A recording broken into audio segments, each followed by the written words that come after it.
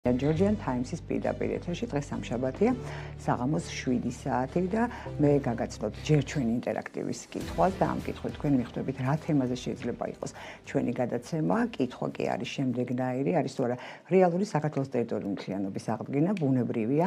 სამი სავარაუდო პასუხია, დიახ, არა და მიჭირს პასუხის გაცემა. ძალიან გთხოვთ აქტიურად გადაცემის მსვლელობისას მიიღოთ მონაწილეობა ჩვენს ინტერაქტივში, რომელსაც შევაჯამებთ გადაცემის ბოლოს. ახლა კი წარმოგიდგენთ ჩვენს სტუმრებს, ჩვენი სტუმრები დავიწყოთ. მარჯვნიდან არის ანალიტიკოსი შოთა თხელიძე, დავით წერეთელი, პოლიტექნოლოგი და პოლიტანალიტიკოსი ზალ ლუხუტაშვილი. ბატონებო, ძალიან დიდი მადლობა, რომ ესეთ გაუსაძლის სიცხეში მონახეთ დრო და გაგიჩნდათ სურვილი, რომ მიიღოთ მონაწილეობა ჩვენს გადაცემაში. რაც შეეხება ჩვენი გადაცემის თემას. ჩვენი გადაცემის თემა ძირითადად არის რუსული სახელმწიფოს რაობა გამომდინარე იმ პრობლემებიდან, რა მთავარი პრობლემა აქვს საქართველოს და რაც ასახული არის ჩვენს ინტერაქტივში, კერძოდ საქართველოს ტერიტორიული მთლიანობა, რომელიც დარღვეული არის რუსეთის ფედერაციის მიერ, როგორც de facto, ასევე de jure, იმიტომ რომ მან აღიარა მოგეხსენებათ ჩვენი ორი სეპარატისტული რეგიონი. ამდენად საერთოდ სახელმწიფოების შორის ურთიერთობებში ძალიან მნიშვნელოვანი არის ანალიტიკა და ინფორმაცია, ხოლო ჩვენ კი განსაკუთრებით საზოგადოებრივი სეგმენტი, სხვადასხვა პოლიტიკური სეგმენტი, ძირითადად ხელმძღვანელობთ ხოლმე ჩვენი ემოციური დამოკიდებულებებით, ვიღაცა მოგწონს, არ მოგწონს, გვიყვარს. არ გვიყვარს, რაც ძალიან წამგებიანი არის პოლიტიკური ცხოვრებისთვის და ის რომ ჩვენი დამოკიდებულება და ორიენტირები და განწყობები იყო არასწორი, პრინციპში ეს უკვე მეტყოლებს იმ პრობლემაზეც, რა პრობლემაც აქვს საქართველოს, როდესაც ჩვენ დავხედავთ ჩვენს რუკას. ამიტომ გამომდინარე იმ სავალალო ფაქტიდან, რომ ჩვენ სახელმწიფოში ყოველთვის მე არ მსმენია, შეიძლება არალეგალურად ან საიდუმლოდ რამე არსებობდეს, არ არსებობს ინსტიტუტები შემსწავლელი რუსეთის, ევროკავშირის, ამერიკის შეერთებული შტატების, აღმოსავლეთის და აღმოსავლეთში, სხვადასხვა არც ჩინეთის, რომელიც ჩვენი სტრატეგიული პარტნიორია, ჩვენი უშუალო მეზობლების, ბუნებრივია ჩვენ ერთ გადაცემაში ვერ შევძლებთ ამოწურვას ამ საკითხს, მაგრამ ჩემს სტუმრებთან ერთად მინდა ვისაუბროთ და ვიმსჯელოთ რუსეთის სახელმწიფოზე, როგორი თავისებურებები ახასიათებს ამ სახელმწიფოს, და ჩვენ ბუნებრივია დაგვეხმარება ჩვენი პრობლემების უკეთ გააზრებაში, ასევე ამ პრობლემების გადაჭრის გზების დანახვაში და რამდენად არის შესაძლებელი ასეთი სახელმწიფოს მეზობლობისას, უბრალოდ როგორი პოლიტიკა უნდა გატარდეს, იმიტომ რომ ის წარმოდგენები, რომ ოდესმე იქ რაღაცა ოკეანე იქნება, ან რუსეთი გაქრება, რა თქმა უნდა ძალიან ბავშვურია და ამის იმედად ჩვენ ვერ ვიქნებით. მე მინდა დავიწყო საუბარ და პირველი კითხვა დაუსვა ბატონ შოთას თხელიძეს, იმიტომ რომ ჯერ ერთი თქვენ ხართ ის ადამიანი, რომელიც ფაქტობრივად ვერ მოესწარით საბჭოთა კავშირს, ანუ თითქმის საქართველოს დამოუკიდებლობის გამოცხადების თუ აღდგენის შემდეგ მოევლინეთ ამ ქვეყანას და აქედან გამომდინარე თქვენ არ გაქვთ უშუალო გამოცდილება ამ ქვეყანაში ცხოვრების და ძალიან საინტერესოა ჩემთვის თქვენ როგორ წარმოგიდგენიათ და თქვენთვის როგორი სტრუქტურისა და რა ტიპის არის რუსეთის სახელმწიფო და რა სტრატეგიული გეგმები აქვს მას განვითარების და როგორ ჯდება მის აი ამ სტრატეგიულ გეგმებში საქართველო და მის ინტერესებს როგორ კვეთს. მოგესალმებით, მადლობა მოწვევისთვის.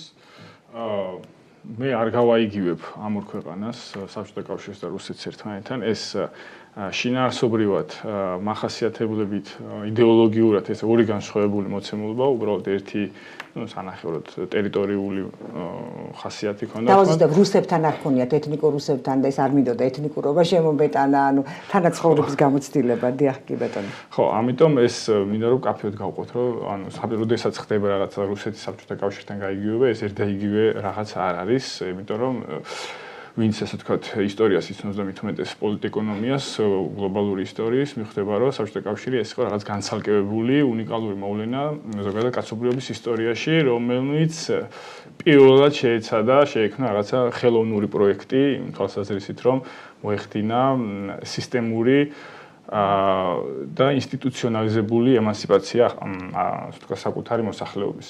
ხო, ეხლა რაც შეეხება თვითონ რუსეთს, ზოგადად რუსეთი ესე ცალკე აღებული მაინც არ უნდა ავიღოთ, ზოგადად პოსტსაბჭოთა სივრცეზე შემიძლია ვისაუბრო, როგორც მათ აქვთ საერთო მახასიათებლები პოსტსაბჭოთა ქვეყნებს, რომელიც აი ბოლო თითქმის 30 წელიწადზე მეტია არიან საკუთარი იდენტობის ძიებაში.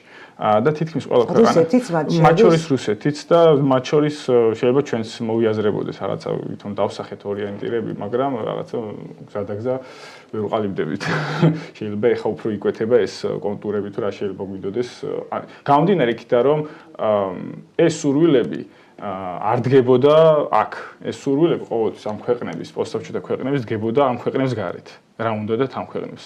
და დღესაც, ბევრი პოსტსაბჭოთა ქვეყანა იმყოფება ამ იდენტობის კრიზისში და განსაკუთრებით იმყოფება რუსეთი, გამომდინარე იქიდან რომ ასევე თუ ჩავხედავთ ასე სიღრმისეულად საბჭოთა კავშირის დაშლის ისტორიას, საბჭოთა კავშირი დაშალა თავად რუსეთმა და რუსულმა ბურჟუაზიულმა ელიტებმა საკუთარი სარგებლის მიღების მიზნით და იმ სურვილიდან გამომდინარე, რომ ისინი ყოფილიყვნენ მსოფლიო გლობალური ფინანსური და ეკონომიკური კაპიტალის ნაწილი.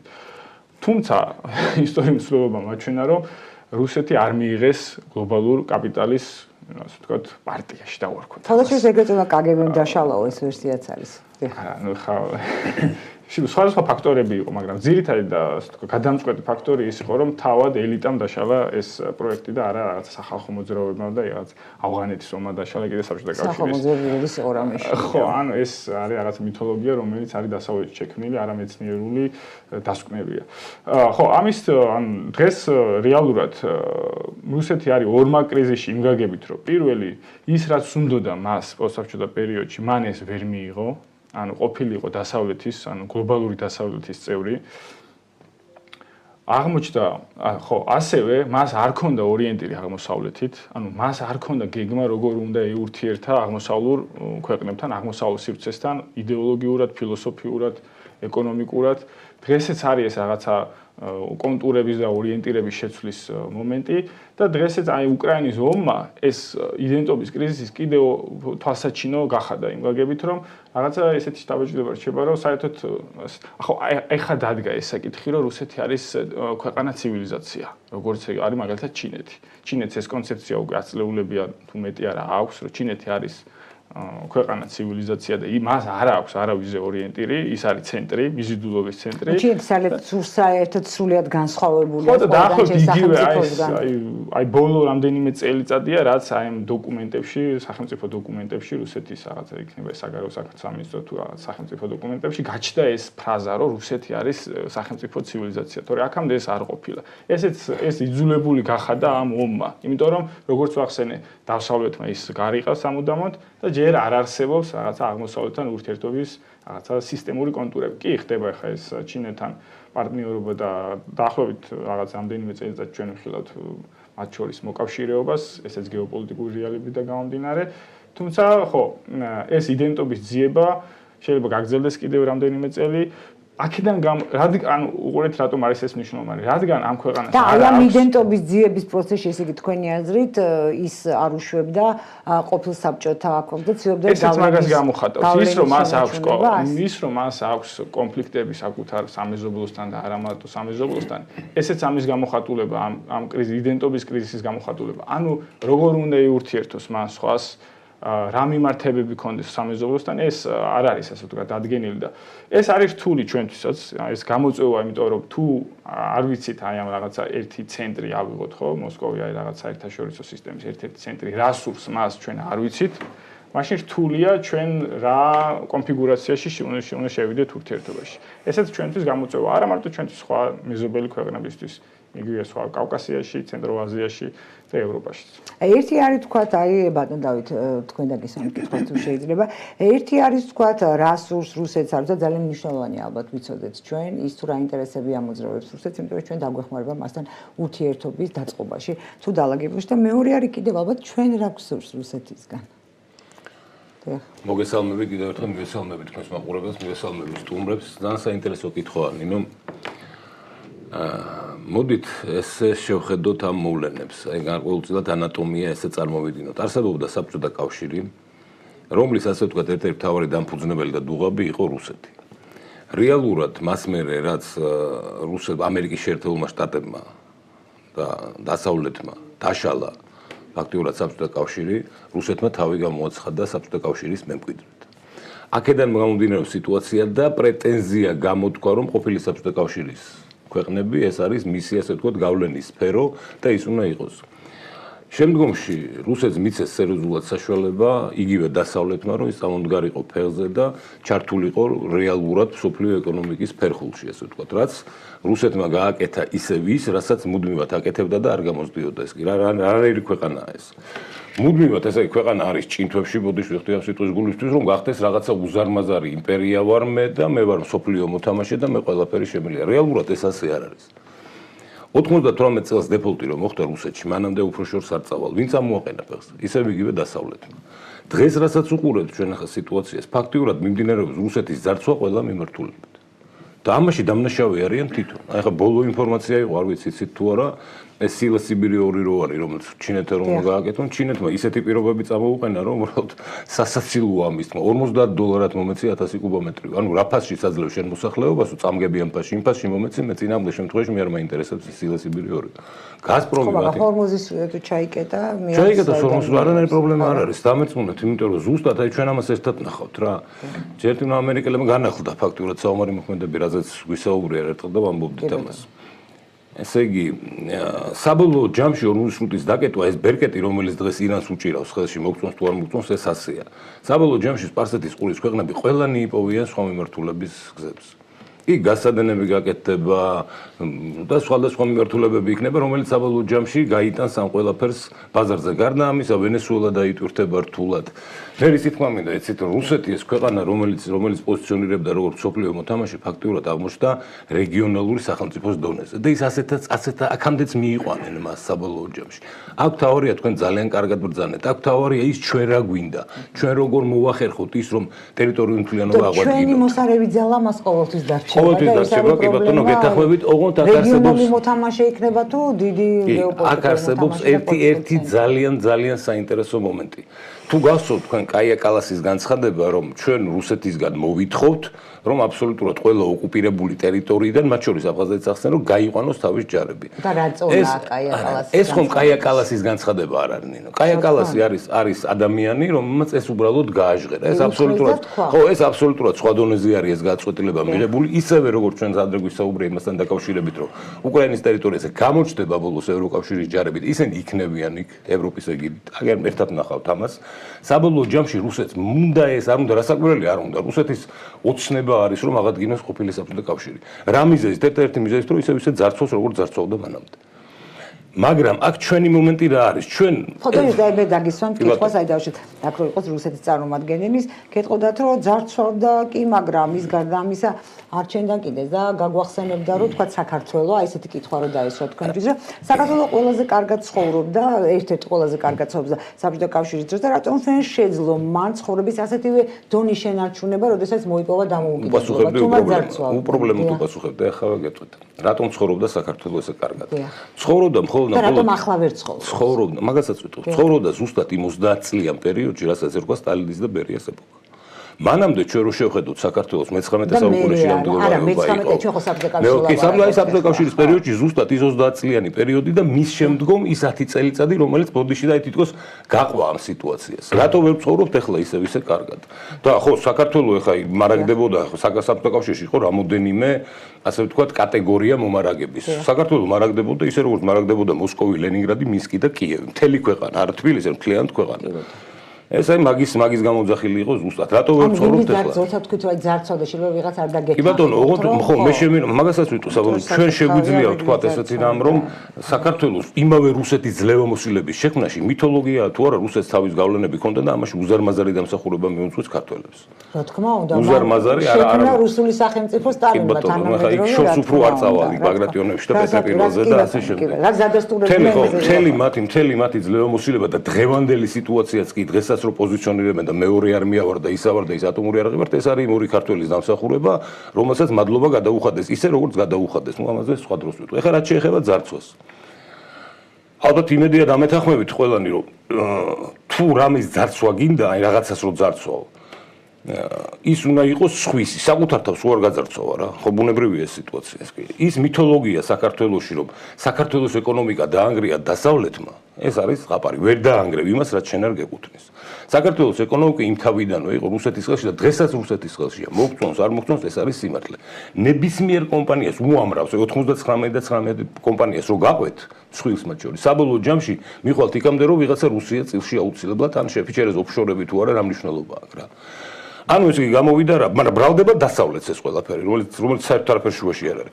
ერთი საწყალი სკოლზე რო იყო თუ გასულ თელასი და რა უქნეს იმას როგორ გაუშვეს აქედან და ვინ ჩამოიყვანეს კი. იმისთვის არავის არაფერი არ უქნია. გასაგებია, კი ბატონო. უბრალოდ მათ თვითონ მიყიდეს, რასაც არ მგონია ხა კომპანია ვიღაცამ დააძალა გინდა თუ არა. არა, მაშინ სხვანაირი შეთანხმება იყო ამერიკა რუსეთსაც შორის, ამასაც უნდა გაუწიოთ ანგარიში. მაშინ რუსეთს ფაქტიურად დაალაგებული ჰქონდა ამერიკის ადმინისტრაციასთან, რომ ის იქნებოდა ასე ვთქვათ ზედამხედველი იმ ქვეყნების, რომელზეც იყო საუბარი ყოფილ საბჭოთა კავშირში. მაგრამ შემდგომში ერთად იყო. ასაკვირველია, ბუნებრივია, კი ბატონო, და ეხლაც მიმდინარეობს მოლაპარაკებები. ნუ ვიფიქრებთ იმას, რომ მამას ისხლად არიან გადაკიდებული. კი, არსებობს გეგმა იმისა, რომ რუსეთის დანგრევა არავის არ უნდა, ეხლა ნუ წავალთ ილუზიებში, უბრალოდ უნდა რუსეთს ამოსდონ აღვირი და მას ამ აღვირს ამოსდებენ. და რუსეთი იქნება რეგიონალური სახელმწიფო, ისეთი, როგორც მას ეკუთვნის იმ 1.3 ეკონომიკის თავის ვალოვი პროდუქტის მიხედვით. აბანდა აუცილებლად უნდა კითხო და თქვენ ძანეთ რომ რუსეთი არის ერთ-ერთი სახელმწიფო რომელსაც სურს გავლენა ქონდესო თავის ყოფილ ასე ვთქვათ ტერიტორიებზე მაგრამ ჩვენ ევროკავშირი აი ჩვენ ევროკავშირი ხომ რუსეთს არ აქვს ალბათ პრეტენზია არც მე არ მომისმენია რომ არის დემოკრატიის აკვანი და ასე შემდეგ ევროკავშირს აქვს ეს პრეტენზია ამერიკის შეერთებულ შტატებსაც ხო და ჩვენც რაღაც ასე ვიცოდით და ვიცით რომ დემოკრატიის აკვანი დაირწა იქ და ჩვენ ჩვენი დემოკრატია მაგრამ ჩვენ აი ვიცით რომ ევროკავშირის ქვეყნებს ძალიან დიდი გავლენა აქვს ამერიკის შეერთებულ შტატებსაც თავის ყოფილ კოლონიებზე ეს მაშინ რატომ არის რუსეთი ერთადერთი? ან მე თქვენ ოპონირებთ. კი ბატონო, მესმის. რატომ არის მაშინ ეს ერთადერთი? აი რაში არია განსხვავება. ჩვენ რო ავიღოთ ახლა ის ქვეყნები, რომლებიც იგივე დასავლეთის კოლონიებად მოიაზრებიან და ავიღოთ ის ქვეყნები, რომლებიც მოიაზრებიან ჩინეთ რუსეთის ტანდემი, საბჭოთა კავშირის და დღეს რუსეთია მემკვიდრე, მათ ასე ვთქვათ გავლენის სფეროება ძალიან საინტერესო მაგალითს მივიღებთ. დასავლეთის გავლენის სფეროა სამხრეთ კორეა. აფრიკაში წავიდეთ, ვატნებდავით. ეხლა ჩვენ არ მინდა სამხრეთ კორეა, მე სამხრეთ კორეა ხავ არ მინდა, მაგრამ სამხრეთ კორეაში ჩვენ ნახეთ როგორი იყო, არა ხელისუფლების ის როცა იქ არ მოეწონა პრეზიდენტი. რა მოხდა? ყველა პრეზიდენტი ჩასვეს საბოლოოდ. ხო, რაღაცა ისე მაგრამ კორუფცია და რა ჩვენ საფრანგეთი და მისი აფრიკული კოლონიები მაგალითად ეს ძალიან დემოკრატიულია. რაც მაროკოს გულისხმობთ, ალჟირს გულისხმობთ. ხო რა ეს იქ როგორია იგივე ალჟირი, ხო? აი რა ხდება? დასავლეთის მიდგომა, აი დასავლეთის მიდგომა ქვეყნების მიმართ, მათ შორის თავის კოლონიების მიმართ. აქ არის ძალიან მარტივი სქემა. ისინი გეუბნებიან, ჩვენ მოგცემთ ჩვენ საშუალო რასაკვირველია ეს ეხლანდელ სიტუაციაზე მე არ ვამბობ ეხლა მაგალითად 19 საუკუნეზე, მე თვითონ საშინელება ხდებოდა მაშინ და მარტო ის ბელგიის მეფე ახლა ის რა ხდებოდა ის ისეთი აღარ ხდება. დღეს გეუბნებიან ესე, შენ თუ შეგიძლია, მე მოგცემ შენ გარკვეულწილად თავის პლუს ჩემი გავლენები იქნება, მაგრამ შენ თუ გინდა დემოკრატიულად ცხოვრება. ახლა დემოკრატია კიდე ცალკე თემა, ახლა კაინათქვამია ჩერჩილს რომ უკეთესი არ მოუფიქრებიათ რომ არ ვარ განამდვილად ეს გემო. ისინი ეუბნებიან თქვენ თუ შეგიძლია და გინდა დემოკრატიულად ცხოვრება, განვითარდით და გააკეთეთ. იგივე სამხრეთ კორეამ შეძლო, იქვე არის გვერდზეა ჩრდილოეთ კორეა. რატო ეს? სამხრეთ კორეამ იმიტომ შეძლო ჩრდილოეთ კორეა და სხვა სიტუაცია, აფრიკაში სხვა სიტუაცია. თქვენსე კი ბატონო. ნუ აფრიკა ცოტა რთული რეგიონია მაგ. ახლა არა ძარცვაზე ვახსენეთ ახლა მე ხო კი ბატონო, რასაკვირველია ძარცვა როგორ აქვს ეგ, მაგრამ ცხოვრების საშუალებასაც აძლევენ მათ შორის და ეს ყველაზე კარგად ჩანს დღეს ფეხბურთის მსოფლიო ჩემპიონატზე შეხედეთ აფრიკის ქვეყნების აკრებებს. ანუ ეხა ეს კიდევ სხვადასხვა ჩვენ სხვა იმაზე სხვა პრობლემა შემოდის თვითონ რა გზა აირჩია ევროპამ განვითარების და ეს ბუნებრივია რომ ეს ემიგრაცია გაძლიერდა ეხა ბატონ ზალს დაუსვა კითხვას თუ შეიძლება აი ბატონ ზალ რო ვისაუბროთ ჩვენ იმაზე კი არა რაღაც კარგია ცუდია ვინ ვიზე უკეთესია ვინ ვიზე უარესია არამედ რა ინტერესები აქვს რუსეთს და შეიძლება თუ რა გადაიკვეთოს აი ჩვენ და შეიძლება თუ რა გადაიკვეთოს ეს ინტერესები ჩვენი დაემთხოს ერთმანეთს ისე რომ არ შეიძლება საქართველოს სუვერენიტეტი, ну სუვერენიტეტი იმ ფორმით, როგორთაც შეიძლება ჰქონდეს ამ ზომაწონის ქვეყანას მიმდინარე გეოპოლიტიკურ მოცემულობაში. მოგესალმებით დღეს მაყურებელს. დღეს ნოდარ დუმბაძის და ვაჟა ფშაველის დაბადების დღეა. კი ბატონო, ეს მინდოდა აღმენიშნა ერთ-ერთ კითხვაში და ამასთანავე ბასტილის აღების დღეა. ზოგიერთი ფრანგი არ ზეიმობს ამ დღესასწაულს ხოთეშორის.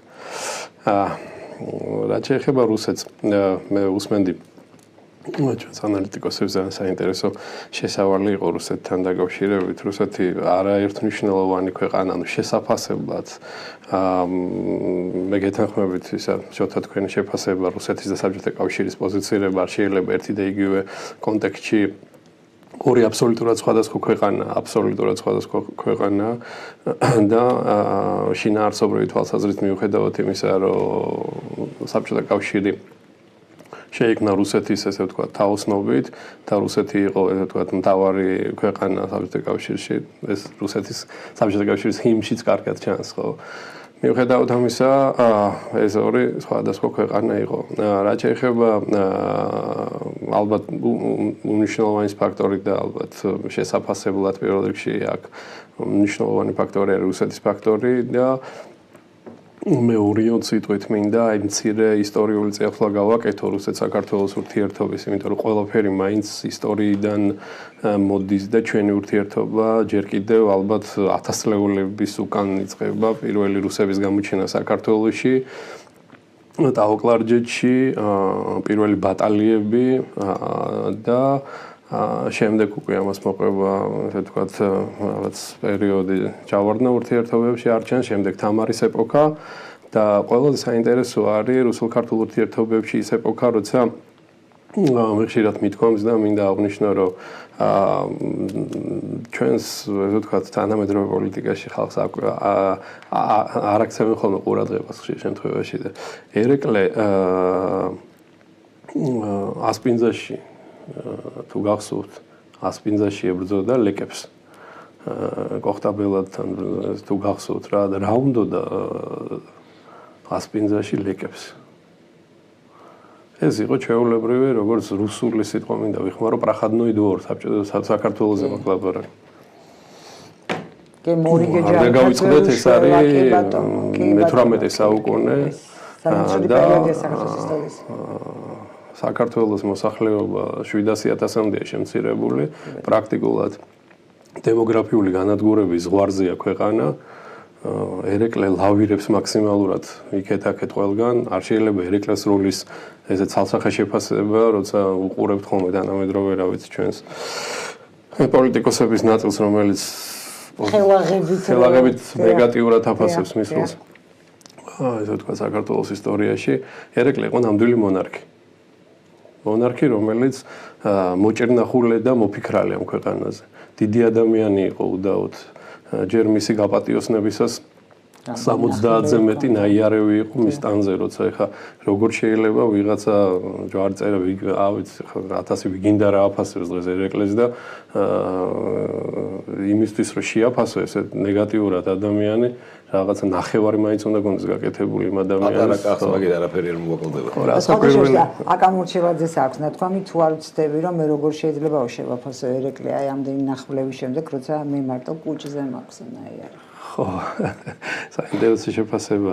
ხო და აი მე რო გავაგრძელოთ აი ეს ეპოქა, როცა რომელ პოლიტიკოს აქვს კუჭზე ნაიარი. პავლე პირველის მანიფესტით, ცნობილი მანიფესტით საქართველოში უქმდება სახელმწიფოებრიობა და ჩვენ ხვდებით ფაქტიურად რუსეთის ნაწილი, რუსული დიდი მონარქიის ნაწილი, იმპერიალისტური რუსეთის ნაწილი. აი ამ პერიოდიდან ნაწილობრივ იწყება რაღაცა ტიპის ამოსუნთქვა რა საქართველოს დემოგრაფიული თვალსაზრისით. აი რაღაცა ტიპის ამოსუნთქვა. ეხლა მე რაზე ვსაუბრობ, ეს არის სრული ფაქტები, არანაირი მიკერძოება ჩემი მხრიდან არ არსებობს, ეს არის ფაქტები, რომელიც რეალურად დასტურდება ისტორიული წყაროებით.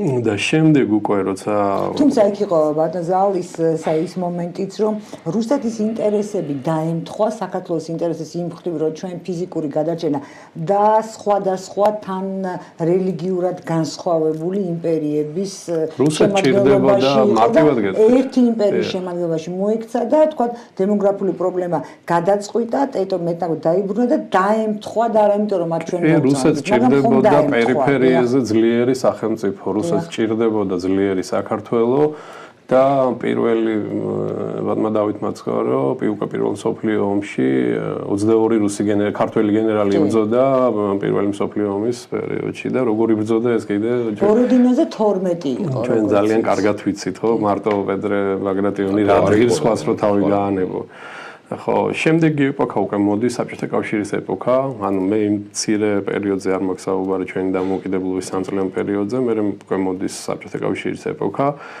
და დიდხანს აღარ შევჩერდები არც მაგ ეპოქაზე, უბრალოდ 1988 წლის საყოველთაო აღწერის პერიოდში საქართველოს მოსახლეობა თითქმის 6 მილიონი იყო. აქედან დაახლოებით მილიონამდე იყო აზერბაიჯანელები, სომხები და სხვა ერის წარმომადგენლები და დანარჩენი იყო ქართველები და ეს იყო ხშირად ამბობენ, რომ თამარის ეპოქაში 12 მილიონი ვიყავით, რაც მე ძალიან ეჭვისქვეშ ვაყენებ და მგონია, რომ აბსოლუტურად შორსაა სიმართლისგან. მე მგონია, რომ ეს იყო ზუსტადად საქართველოს მოსახლეობის ესე ვთქვათ დემოგრაფიული პიკი. იქედან იწყება უკვე დეგრადაცია, მოსახლეობის გადინება ქვეყნიდან, ჩვენ 90-იანი წლების პროცესი რაც იყო და ესე ვთქვათ ჩვენი და ჩვენი საქართველოს და რუსეთის ურთიერთობების მკვეთრი გაუარესება რაღაც ეტაპზე პრაქტიკულად ვიყავით ესე ვთქვათ სრული კატასტროფა იყო ქართულ-რუსულ ურთიერთობებში და ეს არაერთხელ განმეორდა 2008 წელს განსაკუთრებით დღეს გვაქვს ის მოცემულობა, რა მოცემულობაც გვაქვს. ჩვენი ხელისუფლება ცდილობს ამ საყოველთაო, ესე ვთქვათ, მსოფლიო სიგიჟის პირობებში ლავირებას იმ თვალსაზრისით, რომ ქვეყანა არ შეყავს, ესე ვთქვათ, ბატალიების ველში და დღეს ერთ-ერთ ეთერში ზუსტადაც მომიწია ამაზე საუბარი და მინდა გავიმეორო, რომ რუსეთის, თანამედროვე რუსეთის, ანუ ეხლანდელი რუსეთის მდგომარეობა რო გავაანალიზოთ კარგად, უნდა წარმოვიდგინოთ სარკისებურად ამერიკის შეერთებული შტატები მექსიკასთან რო დაპირისპირება ქონდეს და ეხლა წარმოვიდგინოთ, რომ ვაშინგტონს ბომბავს მექსიკა, პირობითად ვიზახე და პრეზიდენტი ტრამპი პირობითად აცხადებს, რომ იცით რა მე სარკისებურად ეხლა რაღაცა მეხიკოს დავბომბავ რაღაცა ნაწილით. ეხლა ამით ერთი პატარა მაგალითი დაგიხსენეთ რუსეთის დღევანდელი რუსეთის მდგომარეობა. ანუ თვითონ რუსული სიტყვა პლაჩევნი. ხო? ეს არის დღეს. ხო, ანუ იმის იქეთ რა შეიძლება იყოს იმის იქეთ რა შეიძლება რომ იყოს აი ჩემთვის მაგალითად რთული წარმოსადგენია რა ქვეყანა არის პრაქტიკულად რა ვიცი აი მე მგონი 98 წლის დეფოლტის დროს არ იყო რუსეთის მდგომარეობაში როგორც ეხა არის რა პრაქტიკულად საწვავზე ტალონებია თუ რაც არის შეზღუდვებია საწვავის გაყიდვაზე მოსახლეობა პრაქტიკულად იმ დღეშია რომ ანუ ყველაზე ცუდ სიზმარშია დღეს რუსეთის მოქალაქეები. აი ამაზე ცუდ სიზმარში მე მგონია რომ რუსეთი არ ყოფილა. სამწუხაროა თუ საბედნიეროა არ ვიცი, არის ის რაც არის, ეს არის მოცემულობა დღეს რუსეთის მოცემულობა. სამწუხაროდ ეხლა თქვენი პირდაპირ შეკითხვა იყო რომ მოახერხებს თუ არა საქართველოს რუსეთთან ურთიერთობების დაალაგებას და ტერიტორიული მთლიანობის აღდგენას. მე გეტყვით რომ დღეს და ბოლო 4 წლის განმავლობაში რასაც საქართველოს მთავრობა აკეთებს ეს არის უდიდესი ნაბიჯი იმისკენ რომ რუსეთმა ცოტათი მაინც გააანალიზოს მეზობელი ქვეყნის პოზიცია ცოტათი მაინც გააანალიზოს აზრზე მოეგოს რომ არსებობს ქვეყანა, რომელიც მისთვის ყოველთვის სტრატეგიულად, ისტორიულად მნიშვნელოვანი იყო. დამეთანხმებით ამაში, რაც ჩვენ წირეოდენი ისტორიული ექსკურსი გავაკეთეთ და მასთან ურთიერთობაში აი იმ ნეგატივების ქონა, რაც დღეს მას აქვს და დღესაც კიდევ სამხრეთ ოსეთის და აფხაზეთის წარმომადგენლებს ხდებიან, ვიღაცა ხალხი ჩამოდის, რაღაცა მთელი საქართველოს უყურებდა, ალბათ Facebook სივრცეში იყო ის რაღაცას გაუგებარი ხალხი იყო. ხო, აი მართლა სასაცილო რაღაცები ხდება, ხო?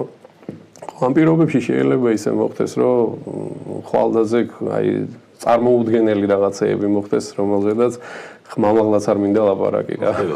ბატონი დავით ხდება რა საუბარი. დიახ, ჩვენც რომ მიგვახვედროთ მაყურებელი და მსმენელი ურიგო არ იქნება. მე გეტყვით მარტივად რა, ესე ვთქვათ დასრულოს ბატონო. ოსტატი და მარგარიტას რომანი ოსტატი და მარგარიტა თქვენ გავსოთ. უბრალოდ მახსოვს. სექტორში ერთხელ აუცილებლად გადავიკითხავ ხოლმე. Патриаршиз როცა საუბრობ Воланди района. Тот, кто думал, что чем-то управляет, оказывается лежащим неподвижно в деревянном ящике, ხო? Человек смертен. Сам ბევრი რუსული სიტყვები გამოვიდა ზედი. მე ქართულად ვიტყვი, მეფეთა გული ღმერთის ხელშია. ნახოთ როგორ წარიმართება პროცესები, ნახოთ. ეხლა ვადავით, ჩვენს გაგვინხილეთ. კი ბატონო, ორი სიტყვით გეტყვით, რუსეთი იძულებული გახდება ძალიან მალე გაიყვანოს აბსოლუტურად ყველა ოკუპირებული ტერიტორია და მათ შორის აფხაზეთიდანაც და საქართველოს სხვა ტერიტორიებიდან სამაჩაბლოდანაც არა მარტო ამის მარკერი იქნება ჩვენ ძალიან მალე ვნახავთ სიტუაციას რომ გიუმრის ბაზა რომელიც ხელშეკრულებით არის 2045 წლამდე არსებობს ასეთი საუბრები უკვე მიდის რომ შეიძლება ამ წლის ბოლოსთვის უკვე საერთოდ ის დროშა რომელიც ფაქტურად გიუმრის ბაზა ხა ჩვენთან უყვარს საუბარი 30000 კაცია და რაკეტები არაფერი არ არის დროშა კიდია და ორი წყება ყარაულია და ანჩენი სომხები მსახურობენ. საერთოდ შორის მე ცოტა სხვა ინფორმაცია მაქვს არ ვიცი მე ყოველთვის საერთაშორისო უსაფრთხოების საკითხების ანალიტიკოსია კოტე ფორჩხიძე და თქვა ამბობს რომ ტექნოლოგიურად მაღალი ტექნოლოგიები შეიყო და აი სწორედ გიუმრის ბაზიდან აკონტროლებს სამხრეთ კავკასიის საჰაერო სივრცეს. მაგრა აკონტროლებენ სამხრეთ კავკასიას, რუსეთს აკონტროლებენ ისე რომ საერთოდ საჰაერო სივრცეს რუსეთის აკონტროლ კუკურუზნიკებით ბომბავენ, ბოდიშს ვითხოვდა. ყველაზე საცოდაობა რა არის, ამას მე არ ვამბობ, რუსი ექსპერტები ამბობენ. Русулас витумец, к сожалению, наше ПВО ниже 500 метров ничего вообще не видит. То сайт ktoré პრე ხედავენ. ანუ როგორი ПВО აქვს მაგას და რა მაღალი ტექნოლოგიები ყველა ვიცით. ახლა რამოდენიმე სიტყვით ვიტყვი უბრალოდ პატარა კახთან დაკავშირებით, იმიტომ რომ მომხდა გულზე ახლა როგორ შეიძლება პატარა კახზე ვინმე მაუგითქვა საერთოდ რა. პატარა კახი ხომ იმას არ თხოვდა რუსეთს. აი ეს რო ვიცოდეთ, ცით აი ესე ვიტყვი რა. ეს სიტუაცია რო კარგად წარმოვიდგინოთ, უნდა ვიცოდეთ ერთი რამ. სად არის გიორგიევსკის ტრაქტატის ჩვენი პირი?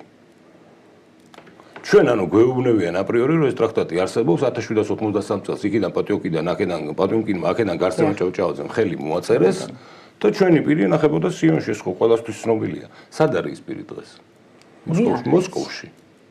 ჩვენ გვეუბნებიან იმას, რასაც თვლიან საჭიროდ და ახლა როგორ ფეიკების სპეციალისტები არიან რუსები, მე მგონი არავისთვის არ არის. არა, რას გულისხმობთ თქვენ, ანუ სიყალბეში როგორც ტრაქტატით სახელმწიფოს საქართველოს გაუქმებაზე არ იყო საუბარი, ეს იყო სამოქალაქო სამხედრო სამოქალაქო ხელშეკრულება, რომელიც გულისხმობდა ერთმანეთის დახმარებას.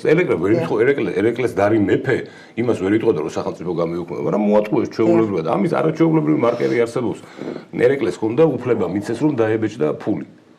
რუსული გერბებით რა და არწივს თავმოწყვეტილ არწივს ბეჭდავდა. ზედ წარმოიდგინეთ უბრალოდ. ეს მონეტები არსებობს მუზეუმში არის დღესაც. რაც შეეხება ახლა იმ 700.000 კაცს 675.000 რომელიც თქვათ გაჟღერებული ეს იყო მხოლოდ ქართლ-კახეთი. ეს არის 1796 წლის თუ არ ვწდები 96 წლის აღწერა რომელიც რუსეთის იმპერიას ჩაატარა თვითონ და ასე თქვეს რომ შრისოცენცეთი არ მილიონზე მეტი არ ვიყავით. არ შედიოდა და ახლა შეხედეთ სიტუაციას.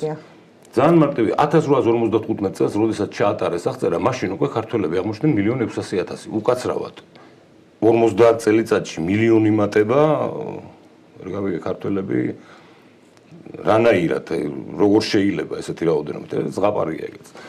ეხლა რაც შეეხება კიდე იმას რომ ანუ ავიყავთ 800.000 ვიყავით 1.600.000. მეტი ვიყავით ბევრად რა და ერეკლე ფაქტიურად ხო ქართლ-კახეთის მეფედ მოიხსენიათ რომ ფაქტიურად თელი საქართველოს მეფე იყო გაიხსენდა სულთანის მოწერილი თურქების სულთანის მოწერილი და რუსებმა როგორც ყოველთვის მოატყუეს და შემდგომში გაგვიუქმეს სახელმწიფო. და დღეს ისინი მდგომარეობაში არიან კიდევ ერთხელ ვიტყვი რა მართალს ამბობს ზალი თავიდან ბოლომდე რა. საშინო მდგომარეობაში არიან. ის ბატონებო მე მაინც მაინტერესებს ეს მე გავიგე თქვენი პოზიცია, უბრალოდ მე მინდა ვილაპარაკოთ ცოტა უფრო ახლოს ჩვენ პრობლემებთან. ეს გავიგე რომ ის საშინო მდგომარეობაშია. გავიგე რომ რაღაც 500 კილომეტრის 500 მეტრის ქვემოთ მათი ჰაერსაწინააღმდეგო თავდაცვის სისტემა ვერაფერს ვერ ხედავს. ჟანგიანი აქვს თუ გინდა ტანკები, არ გაის არა მე ვამბობ, არა სხვებს ზოგადად. აი რაღაცა საშინო დღეშია წაქცეულია, დაქცეულია, გიუმრიდან გავა მალე მუხლებში ჩაგვივარდება და ასე შემდეგ. მაგრამ აი ცოტა რომ უკავშიროთ ჩვენს დამოკიდებულებას. ისიც რომ ჩაგვივარდეს მუხლებში, კიდევ აფხაზებთან და რუსებთან ურთიერთობის პრობლემა გვაქვს ჩვენ, რომელსაც ჩვენ ვერ ვაგვაქვს და ეს კიდევ ცალკე საკითხი არის. აი ვთქვათ, ინტერესების და ისიც პრობლემაა კიდევ, ვთქვათ, თუ არ დაბალანსდა დიდი სახელმწიფოების ინტერესები აქ რეგიონში, ერთი რომელიმეს ვთქვათ, გაბატონება ინტერესების, ეს ჩვენთვის ცუდია. ამდენად მიუხედავად იმისა, როგორი არის რუსეთი, ყველა დიდი ქვეყანა ზუსტად ისეთია, როგორიც არის რუსეთი შეიძლება ფორმა ქონდეს ურთიერთობის სხვა, მაგრამ რაც ამერიკის შეერთებულმა შტატებმა ვენესუელაში ჩაატარა, ხო, ეს უკვე ნიშნავს, რომ ჩვენ ყველა მარტო ვენესუელაში ხო რატომ უნდა გქონდეს კიდევ ირანს ისო რა ქვია ნავთობი რატო არ უნდა იყოსო ირანის ნავთობი ამერიკის შეერთებული შტატებისა ხო ანუ მე იმის თქმა მინდა რომ იქნებ ჩვენ ვილაპარაკოთ ინტერესებზე უფრო ახლოს ინტერესებზე ერეკლე მიიღო ის გადაწყვეტილება ალბათ რომელიც უნდა მიიღო და ფიზიკურად გადარჩენისთვის შეიძლება ის მართლაც ერთი ოპტიმა ხა ურემი რომ გადაბრუნდა მე რაღაცები გამოჩნდა მაგრამ აი ინტერესებზე ვთქვა და როგორ შეიძლება აი რუსეთი ყოველთვის იღებდა და თუ შეიძლება ატენიშოთასგან დავიწყებ ამ შეკითხვაზე პასუხის მას ვთხოვ პირველს რატომ იყენებდა რუსეთი თქვა თქვენი აზრით მხოლოდ ძალისმიერი მეთოდებს დასამორჩილებლად ვთქვათ ხო არის რაღაცა ერთმორწმუნეობის ის გაქილიკებული ჩვენ მიერ ხო და იმათ აი ყოველთვის იღებდა ამ ძალისმიერ მეთოდს ეს უბრალოდ ჩვეული არის იმპერიებისთვის თუ შეიძლება რუსეთი ამ ხრივ იყოს გამონაკლისი ეხა გამახსენდა რასაც საუბრობდი პირველ ეპიზოდში და მე უპასუხებ თქვენ კითხვას რასაც საუბრობდი თანამედროვე რუსეთის იდენტობის კრიზისი რამდენიმე წლის წინ ფინეთის ყურეში პეტერბურგის გარეუბანში პუტინმა აღმართა 3 დროშა დიდი სვეტებით ერთი იყო რუსეთის იმპერიის, თანამედროვე რუსეთის და საბჭოთა კავშირის. ესეც მიანიშნებს, რომ ამ ქვეყანას არ აქვს გადაწყვეტილი რას წარმოადგენს ის. ანუ თვითონ საბჭოთა კავშირის ისტორიის ინსტრუმენტალიზებას ახდენს, თან პოლიტიკურ ხელისუფლებას არ მოწონს საბჭოთა კავშირის გამოცდილება. ანუ ამას უფრო თვალსაჩინო რო იყოს სცენალისტვის რას გულისხმობ იდენტობის კრიზისში და ესეც ხო კიდევ ერთხელ გავიმეორებ მის მეზობელ ქვეყნებს რაღაც გამოწვევებს უქმნის თუ რა ფორმატში ეურთიერთოს. ეხლა რაც შეეხება თვითონ აი მეთოდიკას, რასაც რუსეთი იყენებს, თუ ასე თქვა დავაკვირდებით სახმელეთო იმპერიების მახასიათებლებს, ისინი ძირითადად დგანან ძალაზე. ძალას იყენებენ კონტროლისთვის. გამომდინარე იქიდან, რომ სახმელეთო იმპერიები ყოველთვის იყო ვრცელი, სხვადასხვა ეთნიკური ხალხებით შემადგენელი და იმპერიები ასეთია. იმპერიები ასეთია. ხშირად ამ მოცემულობის ამ რაღაცა მრავალფეროვნების შენარჩუნება ხშირად ასე ვთქვათ ჭირდა. ამიტომ ხო და მით უმეტეს ის ისტორიული იმპერიები რაც მდებარეობდა თანამედროვე რუსეთის იმპერიაში, ისინი იყენებდნენ კონკრეტულად აი ამ მეთოდებს, ხო? ამიტომ ხო შეიძლება ეს რაღაცა ისტორიული ტრადიციაც არის, ხო? რომელიც ამ თვალსაზრისით შეიძლება ვთქვათ, რომ საბჭოთა კავშირი მეტნაკლებად იმეორებდა რუსული იმპერიის სამხედრო, ასე ვთქვათ, დოქტრინას, ხო? ახრების შექმნა, მაგრამ აი შინაარსი იგივე იყო, რომ ძალის მიერ კონტროლი. ძალით კონტროლი. მაგალითად ავღანეთის შემთხვევაც ასეთი იყო. როდესაც შეიქმნა საფრთხე, რომ ავღანეთი შეიძლება და ასე ვთქვათ, დაეკარგა ამ შემთხვევაში. დაკარგვა არ გამოდიოდა, მაგრამ მუჯაჰედინების, ასე ვთქვათ, ამბოხი უფრო ძლიერი იყო და საფრთხეს უქმნიდა კომუნისტურ ხელისუფლებას ავღანეთში, მათ გადაწყვეტეს, რომ ძალისმიერად ეკონტროლებინათ ავღანეთი, ანუ არ მიენდნენ იმ ხელისუფლებას ქაბულში, რაც მაშინ იყო. ეხლა რაც შეეხება ჩვენთან ურთიერთობას, მე შედარებით ვარ უფრო სკეპტიკურად განწყობილი მოკლევადიან პერსპექტივაში. საქართველოს-რუსეთის ურთიერთობების რაღაცა დავარქვათ ამას გადატვირთვის მიმართულებით და რა იძლევა ამის თქმის საშუალებას, რომ რაც უფრო გამწვავდება კონფლიქტი უკრაინაში და ეს კონფლიქტი გამწვავდება, ეს აქეთკენ მიდის, ეს გარდაუვალია. მით უფრო ასე ვთქვათ, როგორ გითხრათ, ეგზისტენციალური საფრთხე რუსეთისთვის უფრო ხარისხობრივად იზრდება. ასეთ მოცემულობაში ასე როგორ გითხრათ, სამშვიდობო პოლიტიკები, მეგობრული რაღაცა პოლიტიკები მეზობლებთან მეორე ადგილზე იწევს და დგება ეს თვითგადარჩენის ინსტინქტი. ნებისმიერ იმპერიულ, არა მარტო იმპერიულ ცენტრში, ნებისმიერ ქვეყნის ასე ვთქვათ, ცენტრში ასე იფუნქციონირებენ. ამიტომ ესეთი სცენარი არ ასე ვთქვათ არ გვაძლევს იმის თქმის საშუალებას, რომ მაგალითად რაიმე პროცესი, რაღაც დიპლომატიური მოლაპარაკებები იქნება სამშვიდობო მოლაპარაკებები, ნებისმიერი რაღაცა ფორმატით ეს პროცესი დაიწყოს საქართველოსა და რუსეთს შორის. იმიტომ რომ სანამ რაღაცა როგორ გითხრათ, შედარებით ცხად სახეს არ მიიღებს საერთაშორისო სისტემური დაპირისპირება და არ ჩამოყალიბდება რა საერთაშორისო სისტემა იქნება და არ გახდება ცხადი ვინ სად რა არის, მანამდე ასე ვთქვათ, ნდობა თბილისსა და მოსკოვს შორის ვერ ჩამოყალიბდება.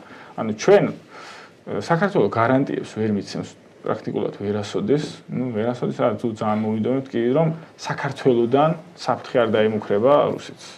აი რატო ვერ ვიცემს ამ ვერ ვიცემს, ხო არ ვიცი, იმიტომ რომ ჩვენ ვართ პატარა ქვეყანა, ჩვენ ვართ მოწყვლადი ჩვენზე არის ქვეყანა. დამოკიდებული ვიშექება ესეც არის პრობლემა, ხო, ესეც არის პრობლემა. ჩვენზეც არ არის ეს დამოკიდებული, ჩვენ ვართ პატარა ქვეყანა, მოწყვლადი ქვეყანა, გარე ინტერესების თვალსაზრისით.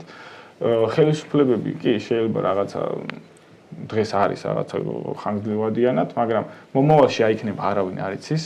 ჩვენ ანუ კავკასია ზოგადად რო გადახედოთ ჩვენ ისტორიასაც ეს არის რაღაცა არასტაბილური გეოგრაფიული არეალი და ეს გარანტიები აქედან არ არსებობს. ამიტომ ეს გარანტიები რო არ არსებობს, მოსკოვს ურჩევნია ის სტატუსი, რაც აქვს სამწუხაროდ ჩვენთვის. აი მაგალითად საინტერესო მოვლენა მოხდა მაისში, როდესაც მოსკოვსა და ცხინვალს ცხინვალს შორის გაფორმდა ახალი ხელშეკრულება, რომლის მიხედვითაც ცხინვალის სახელმწიფო ისეთ ბჭყალებში, სახელმწიფო სტრუქტურებში შეუძლიათ რუსეთის მოქალაქეებს დასაქმება. რუსეთის სამხრეთ ოსეთის მოქალაქეებს არ მქონია რუსეთის მოქალაქეებს.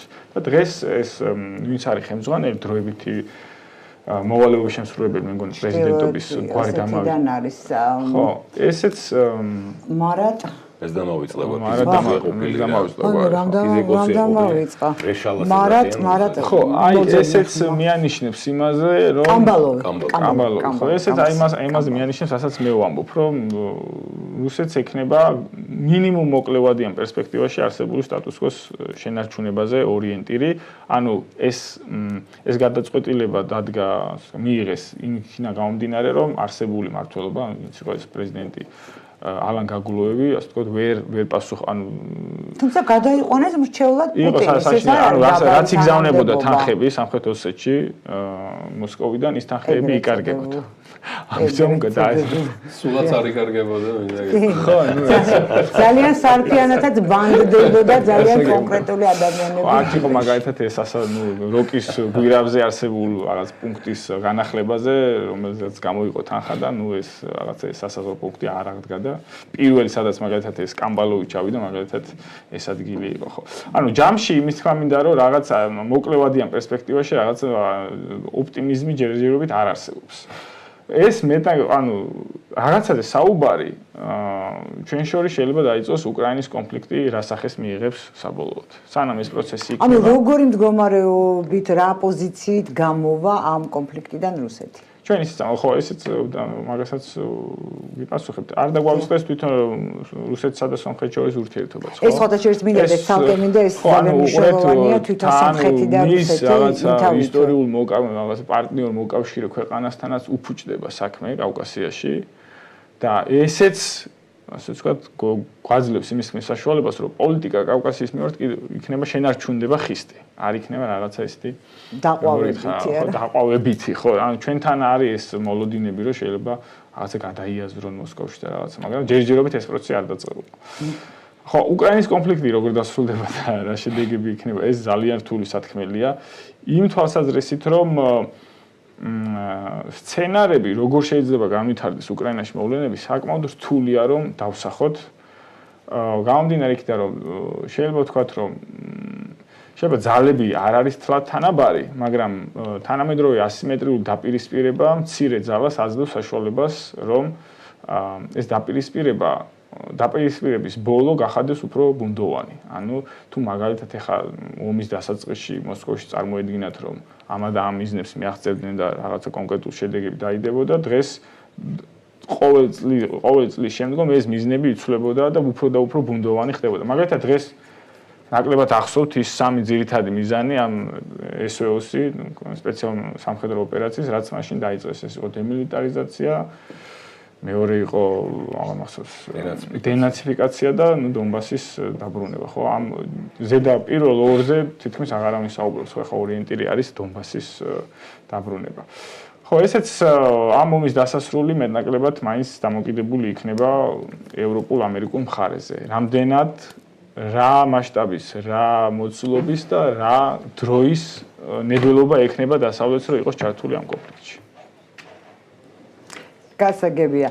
მე კიდე შევახსენებ ჩვენს მაყურებელს ინტერაქტივის კითხვას არის თუ არა რეალური საქართველოს ტერიტორიული მთლიანობის აღდგენა არის სამი სავარაუდო პასუხი ჩვეულებრივ სამეუბრე დიახ არა და მიჭირს პასუხის გაცემა და ბატონ ზაალ მე მინდა კითხოთ ანუ ფაქტობრივად გამოდის როცა არის ლაპარაკობენ რომ ჩვენ უნდა ველაპარაკოთ რუსეთს თუ კი ამას არანაირი აზრი არ აქვს როგორც აი ბატონ შოთამ ძალიან არა სხვა რამეს ვამბობ მე ცოტას ვამბობ ტერიტორიული მთლიანობის კუთხით ხო ტერიტორიული მთლიანობაზე მე ვამძაფრებ არა ლაპარაკი ხა ჩვენ მეტი ხა რა უნდა ვილაპარაკოთ რუსეთთან გარდა იმისა რომ ჩვენი ტერიტორიული მთლიანობა სხვა ხა სავაჭრო ურთიერთობა გვაქვს და თქვათ ერთმანეთს ბომბებს არ ვესპრით ну არის ეს დაკავებული ხო მე სულ მიკრის რატო შემოვიდა ეს სიტყვა ოკუპაცია დაპყრობა უფრო მძაფრია და უფრო არსებობდა ქართულად ამას დაპყრობა ქვია და საერთაშორისო სამართლის ტერმინია მე ისმის მაგრამ რაშუაში საერთაშორისო სამართალი როცა ჩვენ დაპყრობილი აქვს ეს ტერიტორიები ხო რაც უფრო ჩემი აზრით მაგრამ ჩვენ რაღაცა ქართული ამბოლოდეს ძალიან გვესირცხილება რაც შინ მივდივართ ევროპაში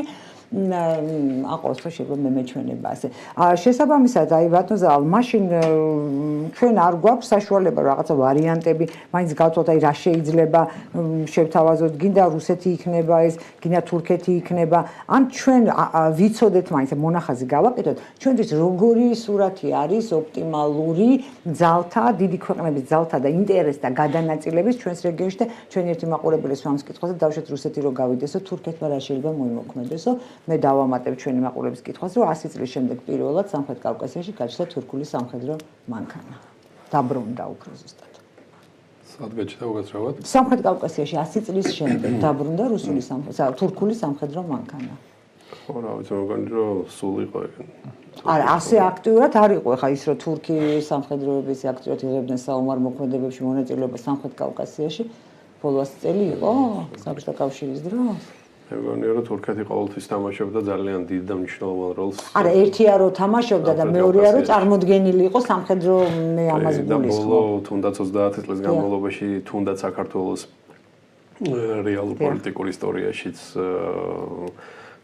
პოლიტიკაში ძალიან დიდ როლს თამაშობს თურქეთი. ეს რა თქმა უნდა ნატოში ჩვენი გზამკვლევი თურქეთი იყო. ხო, ეს რაღაცები არის, იცით რა არის გაბატონინო ყველაფერი არ ჩანს ეხა რიგითი დაუშვათ მოქალაქისთვის რაღაცები ჩანს, რაღაცები არ ჩანს. ის რომ დაუშვათ საქართველოს ვისი კურატორობის ქვეშია, ხო არის რაღაც ქვეყანა, ხო რაღაც ვინც კურატორობდა საქართველოს.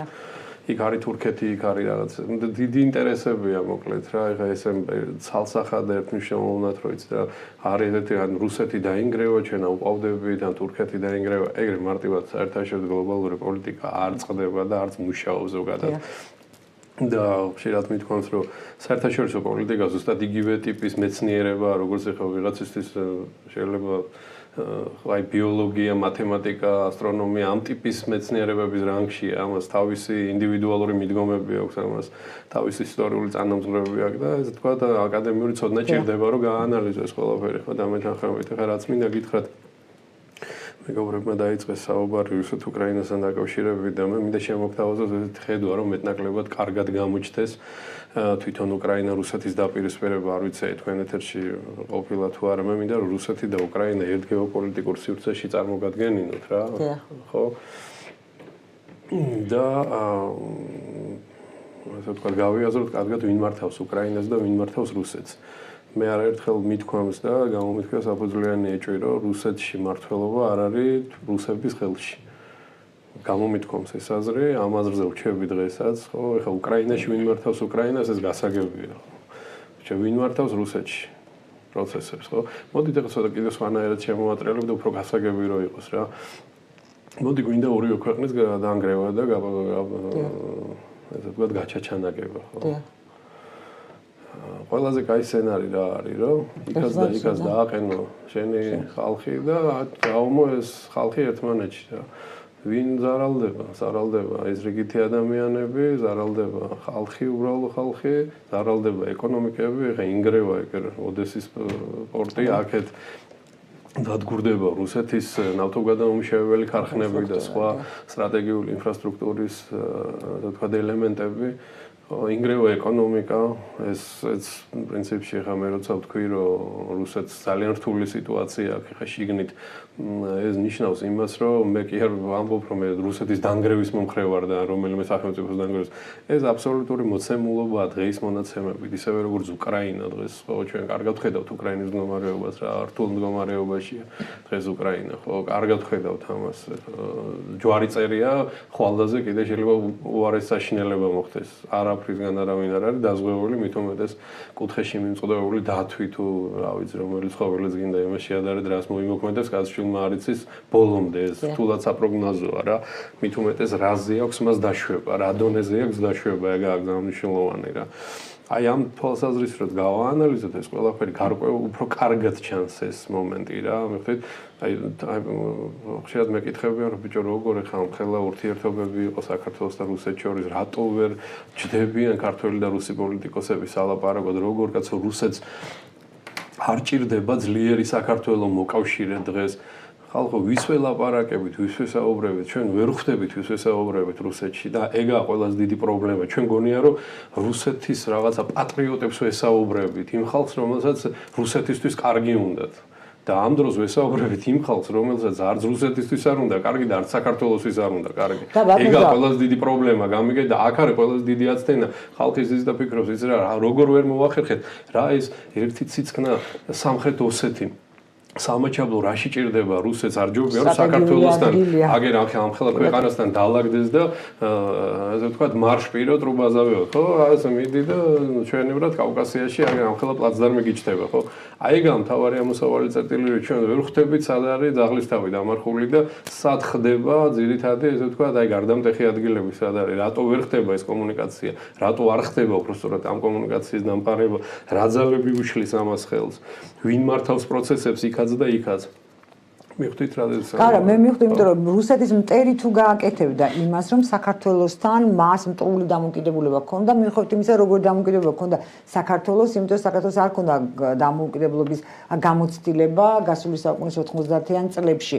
და მათ არ გაითვალისწინეს ეს ისტორიული მოცემულობა რომ საქართველოსთან კეთილგანწყობილი ურთიერთობის შემთხვევაში თუ კი მას ესე არ დააჭერდი წიხლს და ჩექმას არ ურახუნებდი თავში რომ სამხრეთ კავკასიაში გავლენა ჰქონდა გარანტირებული და ჩრდილო კავკასია როგორც ასეთი ჰქონდა შემომტკიცებული. ხა ეს ვერ დაინახა, არ ვიცი, აი ეს სტუდენტის დასანახი ის არის.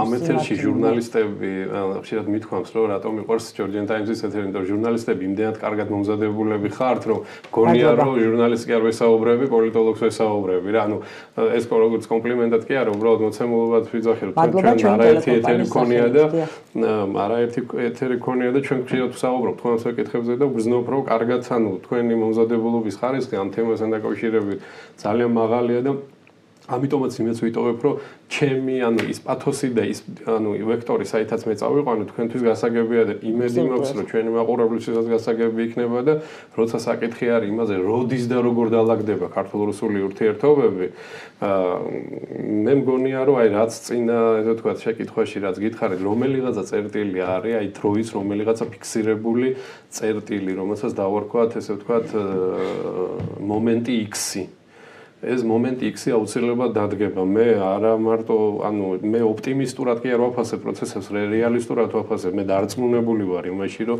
საქართველოს თავის ტერიტორიულ თლიანობას აღიდგენს. ეს არ არის რაღაცა ესეთი პატრიოტული რაღაცა ემოციური აღდგინება.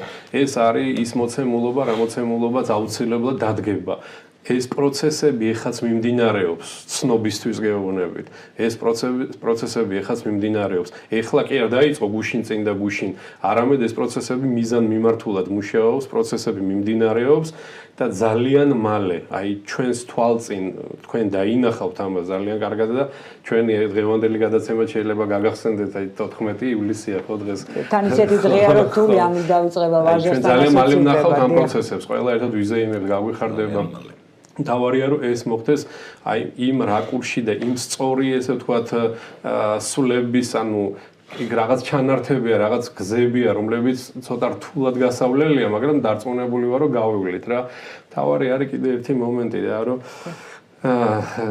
ხშირად ხუმრობით ვამბობ, რომ რუსები ვერ ხვდებიან, ეხლა მაგას ჭირდებოდა ერთი ქართველი ულვაშა ქართველი მეთქი რა, უბრალოდ აგერ ბატონი დავის ულვაშები რომ მოუშვათ, გავუშვათ. შეიძლება, შეიძლება ულვაშა ქართველი ჭირდებოდა, უბრალოდ ვერ ხვდებიან. გამიგეთ, ვინ მართავს, იმიტომ კარგი იყო.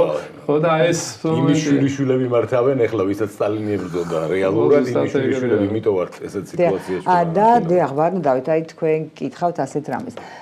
რუსეთის იმპერიიდან მოყოლებული საბჭოთა კავშირი და შემდეგ უკვე დამოუკიდებელი რუსეთის ისტორიაში აშკარად არის გამოკვეთილი, რომ ყოველთვის სომხებს და სომხეთს ირჩევდა რუსეთი მოკავშირედ. ეს ძალიან საინტერესო რამ არის ჩემი აზრით. თქვენ როგორ ფიქრობთ, რატომ ირჩევდა და სხვათა შორის არც თუ იშვიათად საქართველოს შევიწროების ხარჯზე? რუსეთი ირჩევდა, ახლა სომხები ირჩევდნენ საბოლოო ჯამში ხარ. ნუ არ ვიცი, ხა ვინმეს ირჩევდა, ასე ჩანდა და ხო არ ვიცი. ახლა შორს, როწავიდეთ ცოტა აი ის თურქული თემა რო იყო თუ გავსოთ გენოციდი თურქეთის თუ სომხების გენოციდი თურქეთში. რეალურად რა მოხდა ხომ გასაკვირველია, ამას ღიად არ საუბრობენ და არ წერენ, მაგრამ რეალურად მოხდა ის, რომ სომხებმა დაიჭირეს რუსების მხარე. დიახ. და ფაქტურად კინაღამ აჯანყება მოუწყეს იქ თურქეთს, როდესაც ინგლისელებმა მერე გააპანყურეს რუსები თურქეთიდან საბოლოო ჯამში. ეს იყო რეალურად. რუსები სომხები იმდენი საქმე გაუკეთეს, სომხები ყოველთვის იყვნენ რუსებზე დამოკიდებულები. ყოველთვის თამაშობდნენ მათ თამაშს და ყოველთვის იყვნენ ასე ვთქვათ მათზე დამოკიდებულები. აი ჩვენთან ჩასახლებაც ხო საქართველოს ტერიტორიაზე. აი რატომ ჩვენ შევიწროების ხარჯზე ეს უცნაურია, არა? რუსეთს ყოველთვის ძალიან კარგად ესმოდა, რომ კავკასიის გასაღები და კავკასიაში დომინანტი ქვეყანა ეს არის საქართველო. თუ საქართველო არის ძლიერი, რატო არ უნდა რუსეთი ძლიერი საქართველო? თუ საქართველო არის ძლიერი, კავკასიაში იმავე წამს ხდება სიტუაცია, რომ ქვეყნები იწყებენ დამოუკიდებლობაზე ფიქრს და ვითარდება ის მოვლენები, რომლებიცგან ვითარდა საბჭოთა კავშირის დანგრევის შემდგომ. ის აბსოლუტურად სიმართლე თქვა თავიდან ბოლომდე, ნამდვილად ქართულ მოძულე და რუს მოძულეების ბანდა მართავს დღეს კლეპტომანების ბანდა მართავს დღეს რუსეთს. ამაზე რო საუბრობდი, რა ვიცი, ხან რუსოფობად შემრაცხეს და ხან ვიცი რა და როგორ და რანაირად. დღეს სიტუაცია სომხეთში რატო ხდება ის, რატო ჩორდება რუსეთს? იმიტომ რომ სომხები ჩორდება კი, ევრაზიულ კავშირში მინდა ვატყუებს პუტინს და პუტინი ვერ ხდება? მას მერე რაც ტრიპის გზაზე დაიწყო საუბარი და ეს გზა კეთდება და ეს გზა ტრამპის პროექტი ბატონო მაგის გამოძახილია სხვა შორის ირანშიც ომი ერთ-ერთი საკითხია ასე თქვა და ასე შემდეგ და ძალიან შორს გაწყდეს ეს კავშირი სამი გადაცემა არ იყო რეალურად რომ გავაკეთოთ ეს კავშირი არა მე გულისხმობ ბრიქსის იდეასთან ხო იყო ეხა სადღაც როგორ მახსოვს 3+3 ბრიქსი ეს გზები ეს ხო ყველაფერი გაქრა უცებ რატომ თურქეთს თქვენ მაყურებელმა კითხვა დაგისვათ თურქეთს სოფლიოში ეშინია ერთადერთი ქვეყნის და ერიდება ირანი ამერიკის შეერთებული შტატები. თურქი საქართველოს მოახერხებს. დიდი იმედი მაქვს, რომ ეს ხელისუფლება რეალურად ცდილობს და რაღაც სხვა რაღაცასთან არ გვაქვს საქმე ურთიერთობის გადატვირთვას ამერიკის შეერთებულ შტატებთან. არაერთხელ მithქვას ამას და კიდე გავიმეორებ, მანტრასავით ვიმეორებ. საქართველოს გადარჩენის შანსი არის იმ შემთხვევაში, თუ კი ჩვენ მოახერხებთ და ამერიკის შეერთებულ შტატებთან დავდებთ საპარტნიორო ხელშეკრულებას, სამოკავშირეო ხელშეკრულებას ისრაელის ან თქვა სამხრეთ კორეის მსგავსის. ეს არის ჩვენი შანსი. ვერც თურქეთი, ვერავინ, ვერც რუსეთი, ვერავინ სოფლიოში ვერ გაბედავს საქართველოსთან რაიმე საკითხი. აი, სხვათა შორის ეს გაბედვის ამბავი ეს და ძალიან მე გავიხსენებ ძალიან საინტერესო საკითხი წამოჭერით ახლა და გამახსენეთ თქვენც მე. მე რომ გაგახსენებთ ბუში რო ჩამოვიდა საქართველოში, ხო? ჩამოვიდა საქართველოში, ამიტომ შემდეგ ამერიკული მძიმე სამხედრო ტექნიკამ ჩაიარა ჩვენს ცენტრალურ ტრასაზე. შემდეგ ჩვენ მივიღეთ 2008 წლის ომი. მე მესმის რომ წყალი გამოგვიგზავნეს და ქილიკონ პამპერსები და ის ვთქვათ ეს იყო უბრალოდ ეს პოლიტიკური გზავნილი იყო, იმიტომ რომ ის პორტი დაიკავა და ბათუმის პორტი არ დაბომბილა, ხო? ეს დავინახეთ. ჩვენ ხედავთ თქვათ უკრაინაშიც. ამერიკაში აი თქვენ ამბობთ, რომ ჩვენ თუ დავდებთ ისეთივე საპარტნიორო ხელშეკრულებას, როგორიც აქვს ისრაელს თუ სამხრეთ კორეას, თქვათ ჩვენ თავი გვექნება ქუთში. სამხრეთ კორეაში სხვა ვითარება, აბსოლუტურად, იქ ჩრდილო კორეა აქვს და მაგრამ ისრაელი ხა მე მაგალითად არ მინდა კიმი უფრო ჭკვიანია ვიდრე არა, კიმი კი არა უფრო ჭკვიანი, არა, იქ სხვა ტიპის ინტერესები ინტერესი, ხო, სხვა ტიპის ინტერესი, ანუ სხვა მიმართება არის იქ რა. შევეთქო ხო გესმით? ანუ მაგალითი უფრო ალბათ ისრაელი, მაგრამ მე მაგალითად არ ვისურვებდი, რომ მე ჩემ შვილებს ეცხოვრა ისეთი ტიპის ჩემ აზრს ვიტყვი და თქვენ მერე თქვენი. ხო, როგორ ვითარებაში ცხოვრობს ისრაელი, თუ იმეს უნდა ღმერთმა გაუმარჯოს. არ არის პრობლემა. მე ეს თქვა არ მომწონს. მე ჩვენ ნახეთ რა მოყვა იმას 2008 წელს, როგორ იყო რეაქცია საფრანგეთმა 2 მისტრალის ისდადო, რაღაცა ობამა ყავას სვამდა. იყო ისეთი სიყვარული ფრანგულად, ამერიკულად კი ხო. შემდეგ ჩვენ ახლა ვხედავთ ასევე უკრაინაშიც. ის რომ მე ძალიან საინტერესო მომენტია. აქ ირანთან დაიწყო ომი, ის განახლდა ეს თქვა სამშვიდობო ჩაილურის წყალი დალია, სამშვიდობო ხელშეკრულებამ ამ ვითომდროებითმა ზავმა და ისევ გაძვირდა ნავთობი. რუსეთს სიწყალზე ასხამს ეს გაძვირებული ნავთობი. რაღაცა ძალიან საინტერესო კონფიგურაციებია და ამ დროს თქვენ თქვა დარწმუნებული ხართ, რომ ეს სამოუკავშირო ხელშეკრულება და ამერიკა გაწირავს თვას ჩვენ გამო. მე საქართველოს და ამერიკის ურთიერთობით უახლეს ისტორიაში სხვადასხვა გამომაქვს და მიმდინარე მომენტში, როცა უყურებ რა ხდება უკრაინაში, იმიტომ რომ ყოველთვის გასაცვლელი მონეტა ვიქნებით, როცა მის ინტერესი დასჭირდება. რატომ გონიათ რომ თქვენ ეს გამიძლია სიტყვა? ეს არის დამცავი ფარი და უსაფრთხოების ასეთი ტიპის ხელშეკრულება და მე სტუმრების აზრით მაინტერესებს ამ. კი ბატონო, შეხედეთ. ამერიკის შეერთებული შტატები, როდესაც აჟღერებს რაიმე მიმართულებას და ინტერესს, ჩვენ ეს მოსწონს ვინმეს არ მოსწონს, სწორი არ არის სწორი, მაგრამ დღეს ამერიკის შეერთებული შტატები არის ის დომინანტური ძალა მსოფლიოში, რომელსაც ანგარიშს უწევს უყველა.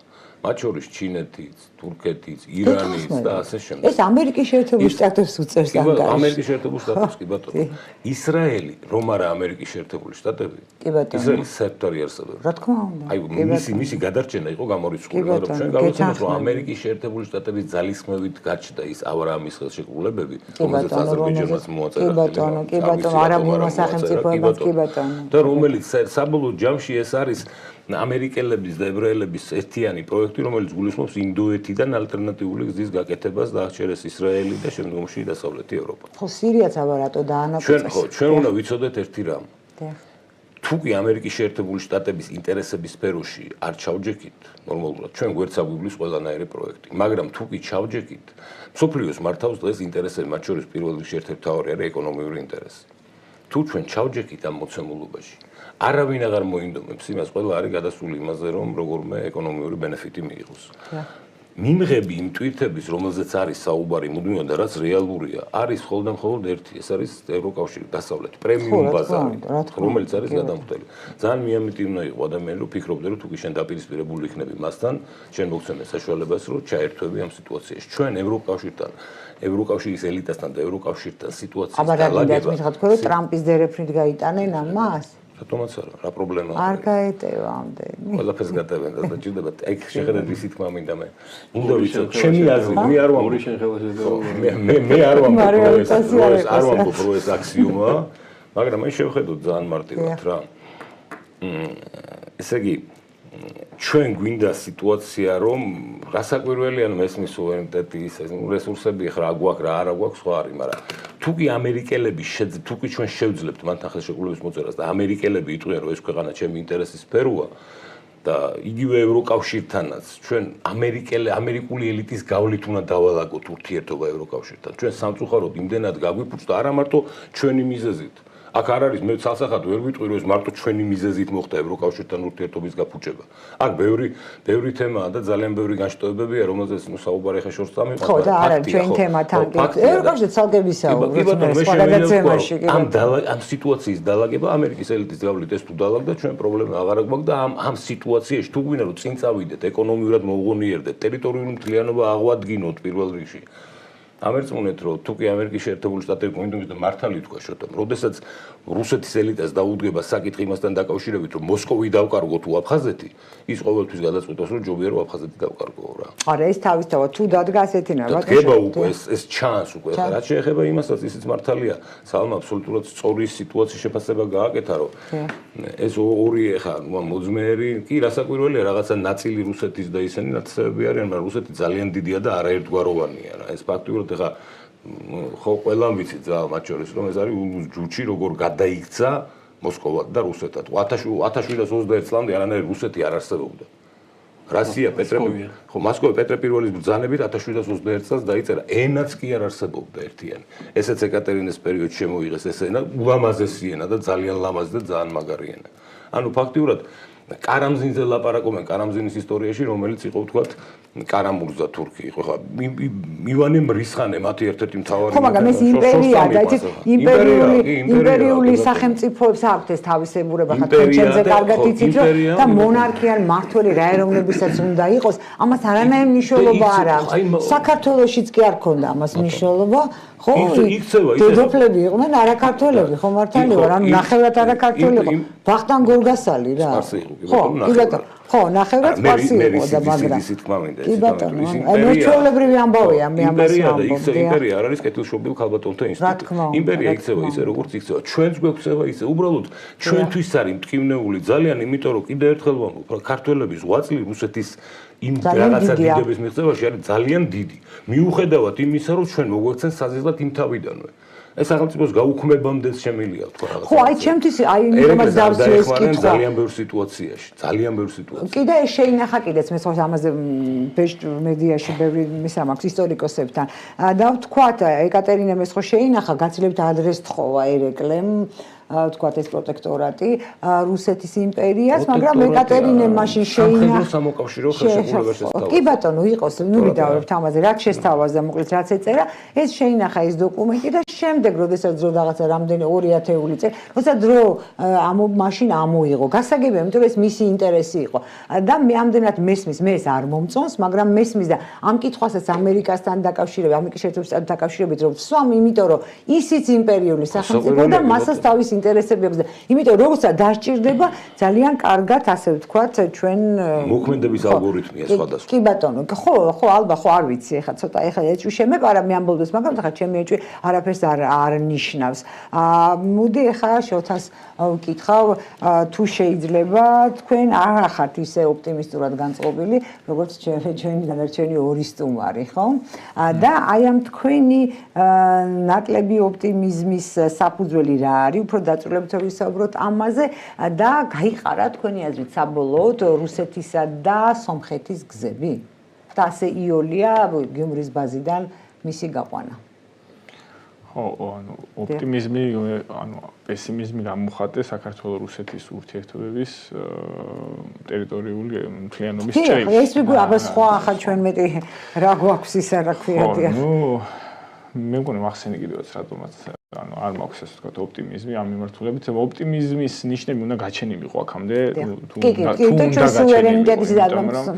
კი, რაც შეეხება ხა რუსეთ-სომხეთის ურთიერთობას გაიყარა გზები. ცოტა ძალიან გავს 2000-იანი წლების დასაწყის საქართველოს-რუსეთის ძალიან გავს კი. ხო, რაღაც თვითონ რუსი ანალიტიკოსებიც იგნორებს იმეორებენ, რომ რაღაცა დეჟავუ გვაქვს სომხეთთან ურთიერთობაში, რაც თუმცა თვითონ მისცეს ბიძგი ამ დეჟავუს აი ამ ყარაბაღის ამბებზე არა? რაღაცა რუსული პერსპექტივა რა არის, რომ თუ ისინი ვინმესთან ვაჭრობენ, ისინი ფლობენ გარკვეულწილად რაღაც სტრატეგიულ ეკონომიკურ ინსტრუმენტებს ამა თუ იმ ქვეყანაში და აქვთ ინვესტიციები, თვლიან რომ ეს ქვეყანა არის მათი გავლენის ქვეშ და სხვა დამატებით არ არის საჭირო. მაგალითად რბილი ძალის ინსტრუმენტები, იგივე იქნება ეს კულტურული, პოლიტიკური, სხვადასხვა ესე ვთქვათ და ტექნოლოგიური მიმართულებები. თუმცა ეს სომხეთის შემთხვევა არის რაღაცა გამონაკლისი, ესეთი გამონაკლისია, რომელიც წესს ადასტურებს. გამონაკლისია იმ თვალსაზრისით, რომ და ცოტა უცნაური და პარადოქსულიც. ბევრჯერ ვამბობ და კიდევ ერთხელ გავიმეორებ, რომ როდესაც გავადრო და შევხედავთ რაღაც რეტროსპექტიულად აი ამ პროცესებს, ცოტა კარგი შესასწავლი თემა იქნება, ხო? იმიტომ რომ სომხეთი არის, როგორც ახსენეთ, ხო, რომ ისტორიულად ის რომ სომხეთი არსებობს, ეს არის რუსეთის იმპერიის დამსახურება, იმიტომ რომ რუსეთი თავის თავს მოიაზრებდა მესამე რომად, რომლის მთავარი მიზანი იყო აღმოსავლეთ მართლმადიდებლური ხალხების გათავისუფლება და ამ კონცეფციაში ჯდებოდა კავკასიის გათავისუფლება და ბალკანეთის ქვეყნების გათავისუფლება და მთელი საბოლოო მიზანი იყო კონსტანტინოპოლის გათავისუფლება და ახლოს იყვნენ დღევანდელ ედირნესთან და ბოლოს ბრიტანელებმა გააჩერეს, იმიტომ რომ მიხვდნენ რომ კონსტანტინოპოლის რუსეთის იმპერიაში გადასვლა გამოიწვევდა იმას, რომ რუსეთი გახდებოდა ნომერ პირველი ძალა მსოფლიოში, ამიტომ მაშინ დაეხმანენ ოსმალებს ბრიტანელები და შემდგომში დაეხმანენ ყირიმის ომში და ამ ეგიდით, აი ამ იდეოლოგიურ ფილოსოფიური ეგიდით მოხდა სომხების ასე გამოღლეტვა, მოდი ესე ვთქვათ, ოსმალეთის იმპერიისგან და შემდგომ ასე ვთქვათ სახელმწიფოს შექმნა. დღევანდელი სომხეთი ეს არის საკმაოდ მცირე ნაწილი იმ სომხებით მიერ განლაგებული ტერიტორიებისა, სადაც ისინი სახლობდნენ. ხო, ძირითადი მათი განსახლება იყო აღმოსავლეთ თურქეთი. დღევანდელი ქალაქი ვანი, არა მარტო მთელი ეს ანატოლიის სამხრეთ-აღმოსავლეთი. ხო, ეს არის ისტორიული მოცემულობა, ანუ ის ეგზისტენციალობა, რაც აქვს სომხებს, არის რაღაცა რუსების მიერ განსაზღვრული. მეორე ის, რომ ეკონომიკურად, რეალურად არის ჩამოკიდებული ქვეყანა რუსეთზე, იმიტომ რომ ორ მეზობელთან მას ურთიერთობა არ აქვს. ეხლა საქართველოს ანუ ეს არის გაფორმდა, რომ ტრანზიტს გაატარებს საქართველოს ენერგომატარებლებს, ანუ აზერბაიჯანული გაზი. მაგრამ ჯერ ეს არ არის. ხო, მაგრამ რაღაც პროდუქცია გავიდა უკვე, ჩვენგან რაღაცა მიეწოდა. ხო, მაგრამ ეს როგორ შეიძლება, ანუ ეხლა სისტემური ხასიათი ამას ჯერ არ აქვს და ეს არის არასტაბილური. ეხლა ნებისმიერ მომენტში შეიძლება ეს გადატრიალდეს. ეხლა ილჰამ ალიევს რა მოუვა თავში, ამაზეა დამოკიდებული. ამიტომ ამაზე სომხეთი დამოკიდებული იყოს აზერბაიჯანთან და საომავლო თურქეთთან ვაჭრობაზე, ეს ცოტა ეს გამალიოს არის. ხო, ეხლა ირანთან ვაჭრობაც არის რაღაცა მიზერული სომხეთის და საქართველოსთან ვაჭრობაც ასე თქვა არის მიზერული. ძირითადად ეს არის რუსეთთან ვაჭრობა, რუსეთთან ფინანსური გადმორიცხვები, ეს არის რუსული ინვესტიციები და ასე. ანუ სხვა ესეთი როგორ გითხრათ ძლიერი ეკონომიკის ინტერესი არ არის სომხეთში რაიმე ინვესტიცია ჩადოს. ეხლა რა ინვესტიცია უნდა ჩადოს მაგალითად გერმანიამ ან ინგლისმა სომხეთში. ხო, არ არსებობს. სხვათა შორის იქ წიაღისეულს მოიპოვებენ ძალიან აქტიურად გერმანული კომპანიები, როგორც ვიცი. კი ბატონო, ბუდისვიხტი შეიძლება შევეკითხო. რა თქმა უნდა. შოთა იცი, აი მაინტერესებს იმასთან დაკავშირებით რა სიტყვია ევროკავშირის გადაწყვეტილებაზე სომხური საკონდლის ბაჟის გარეშე მიღებაზე ევროკავშირის ბაჟას. ეს მე უფრო პოლიტიკური ინსტრუმენტი და განცხადება მგონია ვიდრე რეალობა. თვითონ სომხები ამბობენ. რეალურად რა მიიღეს, ჯერ არ ვიცი. ეს უკვე როგორი თემა არის, ისე როგორც კი ეს გადაწყვეტილება მიიღეს და sakonnoli წავა ჩვეულებრივად ბაჟის გარეშე შევა. და რამდენ ხანში შევა და რა გზით შევა და შემდეგ ეს რუსეთთან ჩავიდა და უთხრა ფაშინიანმა შენიჭერიმე ისე ვიყიდა ჩემ პრეზიდენტი. ეს ჩვეულებრივად მიდის კი ბატონო ეს საუბარი. ეს ორი მედლის ორი მხარეა. ანუ ის კომპენსირებას ჩვენ ხო გვაქვს ახლა ურთიერთ გამოცდილება, ასოცირების შეთანხმება გვაქვს და ევროკავშირთან ჩვენ ხო ვიცით რა შედის, უკვე ვიცით ხო პრაქტიკულად. რა შედის, როგორ შედის, რა დათქმებია და ის რომ შენი ბედნიერებისთვის იქ არავინ არ მიშვებს და დიახ და თუ შეიძლება რომ კი ბატონო. სომხეთის საექსპორტო საქონელი ძირითადად არის კვების მიმართულებით. ბატონო, კვების საკვები პროდუქტებზე ევროკავშირში არის მონოპოლიები და ძალიან მაღალი სტანდარტი და რეგულაციები. იმის საქართველოს კი არა ბარეულ სხვა ქვეყანას არ შეუძლია ამის დაკმაყოფილება და სომხეთის მიერ ამის დაკმაყოფილება ძალიან ესეთი რთულად წარმოსადგენია და ეხლა მარტაკოსის რაღაც გარგრის მურაბის გაკეთება და რაღაც ეს უფრო გამცინავი ის იყო რაღაც ფორმა იყო სომხების მიმართ ვიდრე რაღაცა რეალობა. ისე არ არის ცუდი სომხური გარგარი? არა, პირიქით მივესალმები სომხური გარგარი. ძირითადად არის ალკოჰოლზე ზაბარ, კონიაკზე, ბრენდიზე უკაცრავად და ეგეთ რაღაცა. კონიაკს ვინ შეატანინეს ბატონო? ბრენდის კი, კონიაკს არა, სახელწოდებით კონიაკი არა, ბრენდის. ქართული ღვინო ვერ შევიდა, მაგრამ მოლდოვას არ აქვს შესაძლებლობა ჯერ შეიტანოს საკუთარი კონიაკი ევროპაში. კონია ბრენდი, ბრენდი რამე კონიაკი პრავლემ ხოლმე. ამიტომ ეხა ევროკავშირის ბაზრის გახსნა მით უმეტეს რომ პირდაპირ საზღვარი არ აქვს და მით უმეტეს საკვები პროდუქცია არის მალფუჭებადი პროდუქცია რომელსაც შეიძლება რაღაცები გაყინულება შეიტანო და რაღაცა გასაგებია მაგალითად იგივე ყვავილების ექსპორტი იყო. ყვავილებს ყველაფერს სომხური ვარდები კი ბატონო. არ ვიცი ვარდები იყო თუ სხვა. არა, იმაზე გათვლა რომ რუსულ ბაზარს ჩაანაცვლებს ევროკავშირი, ეს არის სტრატეგიული შეცდომა. მე არა ბაზარში მე ვამფრას იცით რომ ევროკავშირის ყველანაირად აქვს საშუალება იმისი რომ ის კომპენსაცია რასაც კარგავს სომხეთი რუსეთის ბაზარზე იმის კომპენსაცია გააკეთოს. ბანდა ეს უკრაინაში არ გაუკეთებია არც ევროკავშირსაც ამერიკის შეერთებულ შტატებს მე მახსოვს ეს ეკონომიკური თემატიკა 30 მილიონი გამოუყოს უკრაინას და მაშინ კარგად ეს ომის დაწყებამდე იყო. რომ არა დასავლეთი, ნუ პირველ რიგში გერმანია, თქვა ნორვეგია და ამერიკის შეერთებული შტატები უკრაინას არანაირი შანსი არ ჰქონდა. არა, რა თქმა უნდა, არა, მაგათ მე თვითონ ვამბობ ევროკავშირი, იქ ხა უკრაინაში სხვა რამ ხდება და ღმერთმა დაიფაროს, რომ სომხეთს იგივე როლი ჰქონდეს. მაშინ რუსეთი სხვა იყო, ჩვენ რო გვადარებენ გავს ძალიან სიტუაცია, მაგრამ 2026 წლის რუსეთი აღარ არის 2008 წლის რუსეთი, ორი სხვადასხვა მოცემულობა არის. რა თქმა უნდა 2008 წელს ყველამ კარგად ივარჯიშა ჩვენზე რუსეთმა და დასავლეთმა. კარგად მოლაპარაკებულები იყვნენ ასე შემდეგ და ყველაფერი ჩვენ გავაკეთეთ სისულელე მაშინ. რა თქმა უნდა ჩვენ მივეცით საშუალება რომ ჩვენზე ევარჯიშათ. დავიღალე ხოლმე მიშაზე ვლაპარაკობენ, აბა რა უნდა ექნა მიშას? არასე პოლიტიკოსი როცა ხარ და ამხელა პრეტენზია გაქვს. ბოდიში ვაპატიეთ ხა ესე არა როგორ ვიგებთ? მე არ დავჩაგრებ. ამოსავალი წერტილი არის ერთ-ერთი ადამიანმა ვერ აიცილა ომი ვერანაირად. ესე იგი ცუდი ასე ვთქვა, ცუდი დიპლომატი იყო. ყველა სწოვა დახმარება არავინ არ დაეხმარა. ესე იგი არც ასე ვთქვათ, გაქანება ქონდა ისეთი, რომ ამ ომისთვის მომზადებულიყო და მესამე ყველაზე მთავარი რა. ფაქტიურად ადამიანმა გააკეთა ის, რომ საქართველოსდან გაყვანილი რუსეთის ბაზები დააბრუნა ქვეყანაში. ნუ აი ეს ამას როგორ ვერ ხედავენ ადამიანები, ხანდახან ვფიქრობ ხოლმე გიждები რა. კაცმა დააბრუნა ბაზები და დავუკანონა ბაზები. კი ბატონო, ეუთო სტამბოლის სამიზნე გადახო ეს პრინციპში აგვიდა. სხვათა შორის იქ ყველას ავიწყდება, როდესაც ეუთო სტამბოლის სამიზნე ეს გადაწყვეტილება მიიღეს და ბაზების გაყვანაზე შეთანხმდნენ საქართველოსთან რუსული ბაზებისა, მათ შორის აი აჭარიდანაც, აჭარაში რატო თქვი გეტყვით? იმიტომ რომ იქ იყო ლაპარაკი ერთობლივი ანტიტერუსულ ქართული ანტიტერორისტული ცენტრის შექმნაზე. ანუ იქაც იყო მოძიებული კომპრომისი. ხო, კი ბატონო, თუმცა ეს რაღაცნაირად უფრო ისეთი წარსული ვარიანტია, მაგრამ ბატონო ზალე, ხა თქვენ კითხავთ თუ შეიძლება და გამოვალ ბატონი დათის მოსაზრებიდან, რომ აი ჩვენი გადამრჩენელი და ფარი ამ შემთხვევაში დამცველი შეიძლება იყოს ხელშეკრულება ამერიკის შეერთებულ შტატებთან სტრატეგიულ პარტნიორობის შესახებ ისეთივე ტიპის, როგორც მას აქვს ისრაელთან და ის ჩვენ დაგვიცავსოთ. თქვენ როგორ უყურებთ ამ საკითხს და თქვენი აზრით ამ შეიძლება შეასრულოს დამცავი ფარის როლი მეტნაკლები ეფექტიანობით საქართველოსთვის? მე ჩემი პოზიცია მაქვს საქართველოსთან დაკავშირებით და ეს პოზიცია არის შემდეგში ვეცდები მაქსიმალურად ლაკონურად ჩამოვაყალიბო რა.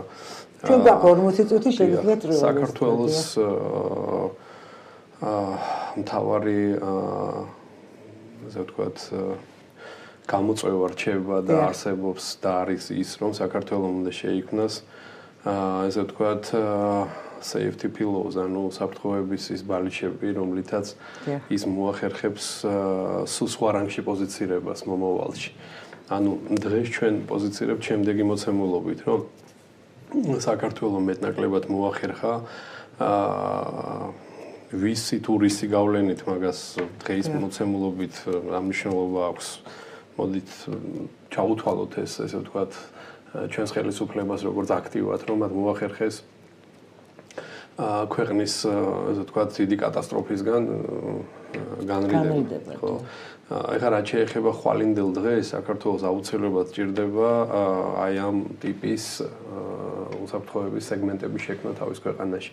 რას გულისხმობ, ამაში გულისხმობ როგორც ეკონომიკური, ენერგეტიკული, სოფლის მეურნეობითი განათლების მიმართულებით და აუცილებლად სამხედრო მიმართულებით, იმიტომ რომ აი მოდი დავარქოთ ყველაფერს თავის სახელებით. ეს მსოფლიო პოლიტიკას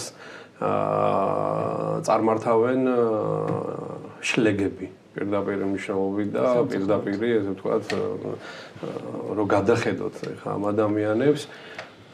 ამ ადამიანების უმრავლესობას ყოველ შემთხვევაში მე მაგალითად ესე ვთქვათ იმას დავუნიშნავდი ტესტებს აუცილებლად იმიტომ რომ ძალიან სერიოზულია ჩვენებარება ამ ადამიანების ფსიქიკურ გაწმასწორებულობაში და შედეგია სახეზე არ ხდება დღეს სოფლიოში. გამომდინარე აქედან რაღაც დადგა საკითხი ძალისმიერი სოფლიოსი ჩვენს გამოწვევას უნდა უპასუხოთ ზუსტად იგივენაირად როგორც რეალურად არის, ხო? საქართველოს უნდა შექმნას აუცილებლად ძლიერი არმია, ძლიერი იდეოლოგიური ბაზისის მქონე. დღეს აი ჩვენ რომ დავაკვირდეთ რა ხდება საქართველოში, ხო? საერთოდ არავინ არაფერს არ საუბრობს, არც იდეოლოგიაზე, არც რაღაცა პატრიოტული განწყობები, არაფერი მსგავსი არაფერი არ ხდება. აი თქვენ გეკითხებით როგორ ჟურნალისტ. აი რა იცით თქვენ ქართული ჯარის შესახებ? აი რიტორიკული შეკითხვაა შეიძლება. კი ბატონო, მე ქართული ჯარის შესახებ ვიცოდი შევარდნაძის პერიოდში, ვიცოდი სააკაშვილის პერიოდში, შემდეგაც რაღაცა შემდეგ უკვე მე ფაქტობრივად არაფერი ვიცი, მე ასევე არ მესმის და ვთქვათ არც მსმენია ის აქვს თუ არა სახელმწიფოს იდეოლოგია და როდესაც სახელმწიფოებს გადახედავ სკოლები დაწყებითი კლასებიდან მიხვდები რომ ეს რაღაც ანტი იდეოლოგია ანუ გავაგრძელებ მე თქვენი პასუხიდან მოკლედ რომ მე რა ხდება ქართულში არ გაგვაჩნია არანაირი იდეოლოგია დღეს ანუ ჩვენ ვამბობთ რომ ჩვენი იდეოლოგია არის რომ საქართველოს უნდა შევიდეს ნატოში კი ბატონო კარგი მაშინ და ნატოში და ევროკავშირში და ჩვენ ვფიქრობთ რომ 2020 წელს გამოსწორდებიან მოდით ესეთი ჰიპოთეტური სურათი მინდა რა დავხატო რა რომ ხვალ რაღაცა მოხდა პირობითად ვიძახი და ვიღაცამ გითხრა რომ თქვენ ხართ ევროპის ნაწილი უბრალოდ თქვენ ხართ ნატოს ნაწილი და თქვენ ხართ ევროკავშირის ნაწილი, თქვენ ხართ ევროკავშირის წევრი ქვეყანა. ანუ ჩვენ იდეოლოგია ხვალ რა არის, ანუ იდეოლოგია აღარ გაგვაჩნია, ანუ ჩვენ რა იდეოლოგიაც ქონდა რომ შევსრულიყავით უნდა ევროკავშირში, იმის ეგეთ არანაირი იდეოლოგია აღარ გაგვაჩნია, ხო? ანუ აღარ აქვს. იდენტობა არ გვაქვს რა მარტივად რომ ვთქვათ, კი ბატონო. შეხედეთ, რა ვსვაპარებობ რა. ჩვენ არ გვაქვს, ანუ ერთიანი ქართული მოტივატორი რის გამოც ქართველი კაცი უნდა დამაგრდეს ქართულ მიწაზე, ხო?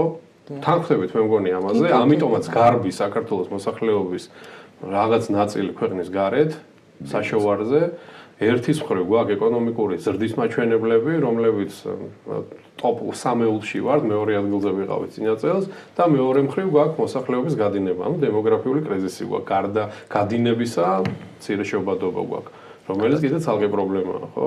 და რომელზედაც 1-2 კაცის მეტი არავინ არ ლაპარაკობს. მე აი ამ პრობლემებში მხოლოდ ხელისუფლებას არ დებრალს, მე 50-50-ზე ვარ. არა, ეგრე არ არის და გეტყვით რატომ ასე არ არის, მაგრამ მე ვფიქრობ რომ ასეა.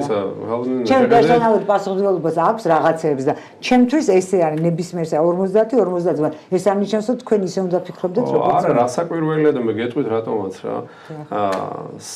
აი ამ ტიპის მოტივატორების შექმნა არის ზუსტად სახელმწიფოს ვალდებულება და მოვალეობა. კი ბატონო, მაგაში გეთანხმებით. და ოჯახისაც რა გამოდის, ვინ უნდა გააკეთოს ამის მოტივაცია? ის რომ ადამიანს მე ხა სულნათი ჩვენი პატრიარქი რასაც აკეთებდა, ვიცით ხო, რომ ესამე შვილის ნათლია იყო და ხო მაგიზიქეთ რა ხდება, ანუ სახელმწიფო რითი აკეთებს ამ დემოგრაფიული პროცესების ახალისებას, სად ვართ ანუ ეს აუცილებლად მე ამაში გეთანხმები. მეორე ის რომ არ გავცდეთ ამას, იმიტომ მე თქვენ მინდა გითხრათ, მე ვარ საბჭოთა დროს დავიბადე, ხო? აი სხვადასხვა ბატონ შოთას ვეუბნებოდი გადაცემაში, როცა ვადგენდი დაიბრუნდი რა რომელ ქვეყანაში დაიბადა ასე ვთქვათ რომელ პერიოდში უფრო ზუსტად და მე მაგალითად არასდროს არ აღვიქვამდი საბჭოთა კავშირს ჩემს სამშობლოდ. ჩემს ხა სახში აგიტაცია პროპაგანდა ამისი როს არავის ჩაუტარებია. მაგრამ საერთოდ არ ვაღირებდი არც საბჭოთა კავშირს არც მოსკოვს ეს ანუ ჩემთვის ეს იყო არც საბჭოთა ჰიმნს როცა მითარგმნეს და მითხრეს რომ გვილიკა რუსი იყო ჩემს იყო გაუგებარი თუ ეს ჩემი ქვეყნის ჰიმნია მე რატო არ ვარ შე მე ხო ქართული ვარ რუსი არ ვარ მეორე კაც გვამღერებდნენ რაღაცას ანუ არ ვიცი რომ გვითარგმნეს გადავიდა ყველაში რუსეთის ისტორიას ხო კი ისიც მახსოვს როგორ ამასაც და ანუ ისიც რამე იქ საერთოდ სხვა იდეოლოგიაში გავიზარდე და რაღაცა მე არ გავქცეულ ვარ არსად და მე სულ სხვა იდეოლოგია ქონდა პირიქით საპირისპირო იდეოლოგია ქონდა თან მე დარწმუნებული ვარ აბსოლუტურად არაფრით გამორჩევ ჩვეულებრივი მოგვტავი ადამიანი ვარ აბსოლუტურად ჩვეულებრივი და ამდენად როცა მე ვამბობ რომ ეს 50-50-ზეა ხო და მარტო აი სახელმწიფოზე ის სახელმწიფოში დავიბადე და ვსწავლობდი სახელმწიფოში რომელიც პირიქით მეუბნებოდა სულ სხვა რაღაცებს მაგრამ მე არ დამიჯერებია და იმიტომ რომ ხო არ ვიცი რატომ აი არა ვარ გამორჩეული ჩვეულებრივი ყველა ადამიანს გააჩნია თავისი ერთგვარი სტერეოტიპული კი ბატონო ხო და ასე ნუ გადავაბრალებ აი სახელმწიფო რო არ და ამიტომ არ იცის ქართველმა რომ და არის ადამიანმა კარგი რა და ცუდი რა უნდა იცის, მაგრამ საქმე იმაშია, რომ ესე მარტივად არ არის რა, მე მაინც ჩემაზე ვჩები და მგონია, რომ მსგავსი ტიპის წახალისებები, მსგავსი ტიპის ესე ვთქვათ, სამოტივაციო მიმართულებები, აუცილებლად სახელმწიფოს როლი და ფუნქცია რა, როგორც ბევრ ქვეყანაშია, მათ შორის თუნდაც ჩვენს მიერ აგერ იმავად სახსენებელ რუსეთშიც კი ეგეთი პოლიტიკაა. ყოველ მეორე შულზე, მესამე შულზე. კი, მათ აქვს მატერიალისტი კაპიტალი. ბელარუსიაში არის ძალიან საინტერესო პროგრამა, ახალისები და ადგილობრივი ოჯახაშენებო ხო შეიძლება პირდაპირ რაღაც აიღო და კოპი პეისტო რა შეიძლება. ინებს აძლევენ იმას ახალ ინგლისის ხელს ხო ამხელა დაუშვათ საჯარო სამოხელეო აპარატია, რომელიც პირდაპირ გეუბნებით ჩემი პირადი მოხელება მაინც გაჩნდა ბევრი ბავშვი. პირდაპირ გეუბნებით ჩემი პირადი დაკვირვებით და გამოცდილებით ორჯერ ვიყავი მაგ სისტემაში. ხანმოკლე პერიოდი, თუმცა მაინც ვიყავი და რასაც მე ვხედავდი, რომ დაახლოებით 30% მაქსიმუმ გეუბნებით იმ ადამიანებს, რასაც ახლა ის 300,000 კაცია თუ რამდენიც არის, რასაც აკეთებს, დამიჯერეთ 100,000 კაცი გააკეთებს იმ საქმეს, დამიჯერეთ შეიძლება უფრო უკეთესადაც. სამაგოთ ჩვენ გვიზრდით დაქირავებით ხელშეკრულებიდან. დაქირავებით დასაქმებულთა რაოდენობას დამიბაება. ხო, შეხედეთ უყურეთ. ჩვენ ვერ ვაცნობიერებთ, რომ დგას მსოფლიოში და ჩვენს ქვეყანაშიც მათ შორის ძალიან რთული ეგზისტენციონალური პერიოდი. ამას ჩვენ ვერ ვაცნობიერებთ. ჩვენ გონია, რომ იცით რა რაღაცა ეკონომიკური ზრდა, იქ რაღაცა ჩვენ არ შეგვეხო, რაღაცა ხედავდი ხა ევროპაში ვიყავი რაღაც პროექტისთან გამომდინარე, იქ და ხედავდი, რომ რაღაცა ყველაფერი გადაწითლებულია, საქართველოს მწვანეა და რაღაცას ღაბრებში ვცხოვრობთ რა. და ამ დროს რეალურად ქვეყანას უდგას სერიოზული და არა მარტო ჩვენს ქვეყანას, თემ სოფლიოს ეგზისტენციონალური პრობლემები უდგას. ხვალდაზე ჩვენ არ ვიცით რა მოხდება. ჩვენ არ უნდა მოგვატყუოს იმან, რომ დღეს რაღაცა სოფლიო ეს რა ქვია, International Monetary Fund-მა მოგცა ამდენი 45 მილიარდი შემდეგ წელს GDP. ეს არის ანუ როგორი წარმოსახვითი და ესეთი ილუზორული თქვა წარმატებებია ეცეთ ნინო რომელიც ჩვენ ვერ წარმოგვიდგენია რა. აბსოლუტურად მომზადებელი ვართ ბევრი რაღაცეებისთვის, არ ვიცი ვისი მედად, რომელი სამინისტროს და ვისი მედად ვართ, სიმართლე გითხრა წარმოდგენა არ მაქვს, მაგრამ მე ამას ვხედავ. ანუ ეს რეალობაა. და ის რასაც მე ხარ რაც ჩამოვაყალიბე და რაც თქვი რომ ჩვენ გვაქვს გასაკეთებელი ეს პირველ რიგში ჩვენ უნდა გავიგოთ რომ ჩვენ გვაქვს პრობლემა. ჩვენ ჯერ ვერ გავიგეთ რომ ჩვენ თვითონ პოლიტიკური, გეოპოლიტიკური რაღაც ნეულებები გვაქვს, რომელიც ჩვენ ვერ გავიგეთ რომ გჭირს და შესაბამისად ამ გეოპოლიტიკური ნეულებების წამალი ვერ გაგვიგია. ბატონო, დავაკონკრეტოთ, აი რა გეოპოლიტიკური ნეულებები. აი რაღაც ბატონი დავითი საუბრობდა რა, რომ ჩვენ გვაქვს, აი ყველა ადამიანს, ვინც პოლიტიკაშია ჩართული, გეოპოლიტიკური საკითხების კვლევაშია ჩართული, აქვს თავისი ხედვები, როგორ უნდა გადარჩეს ქვეყანა ხვალდაზე, ხო? ეხლა რაღაც ნაწილი ადამიანების ვინც ამ გადარჩენის ესე ვთქვათ საშუალებად ხედავს ამერიკის შეერთებულ შტატებს, არის რაღაც ნაწილი ადამიანების ამ ბოლო დროს ვაკვირდები და ვიღაცას გონია რომ ირანშია ანუ რომ ირანი არის ის ერთადერთი ქვეყანა რომელიც დღეის მდგომარეობით ანუ ძლიერი ქვეყანაა და სწორება ირანზე, ვიღაცა ჩინეთზე, თურქეთზე, ასე შემდეგ ყველა იხედება სადღაც, ხო?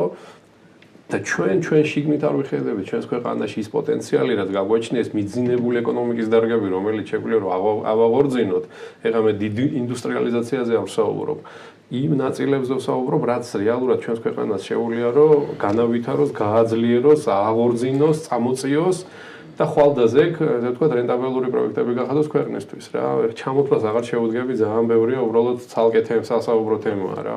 მე რამოდენიმე თემა პირდაპირ შემიძლია ვთქვა, რომ ანუ რენტაბელობის დონეზე და ასე ვთქვათ, ფინანსური მოდელირების დონეზე შემიძლია ვისაუბრო ამ საკითხებზე, მაგრამ ოკეი, ხა ეგ თემა ცოტა შესაძლებელია, მაგრამ პირველ რიგში იწყება ყველაფერი იდეური მოტივატორისგან, რომელიც ჩვენს ქვეყანაში მე რეალურად ვერ ხედავ სამწუხაროდ.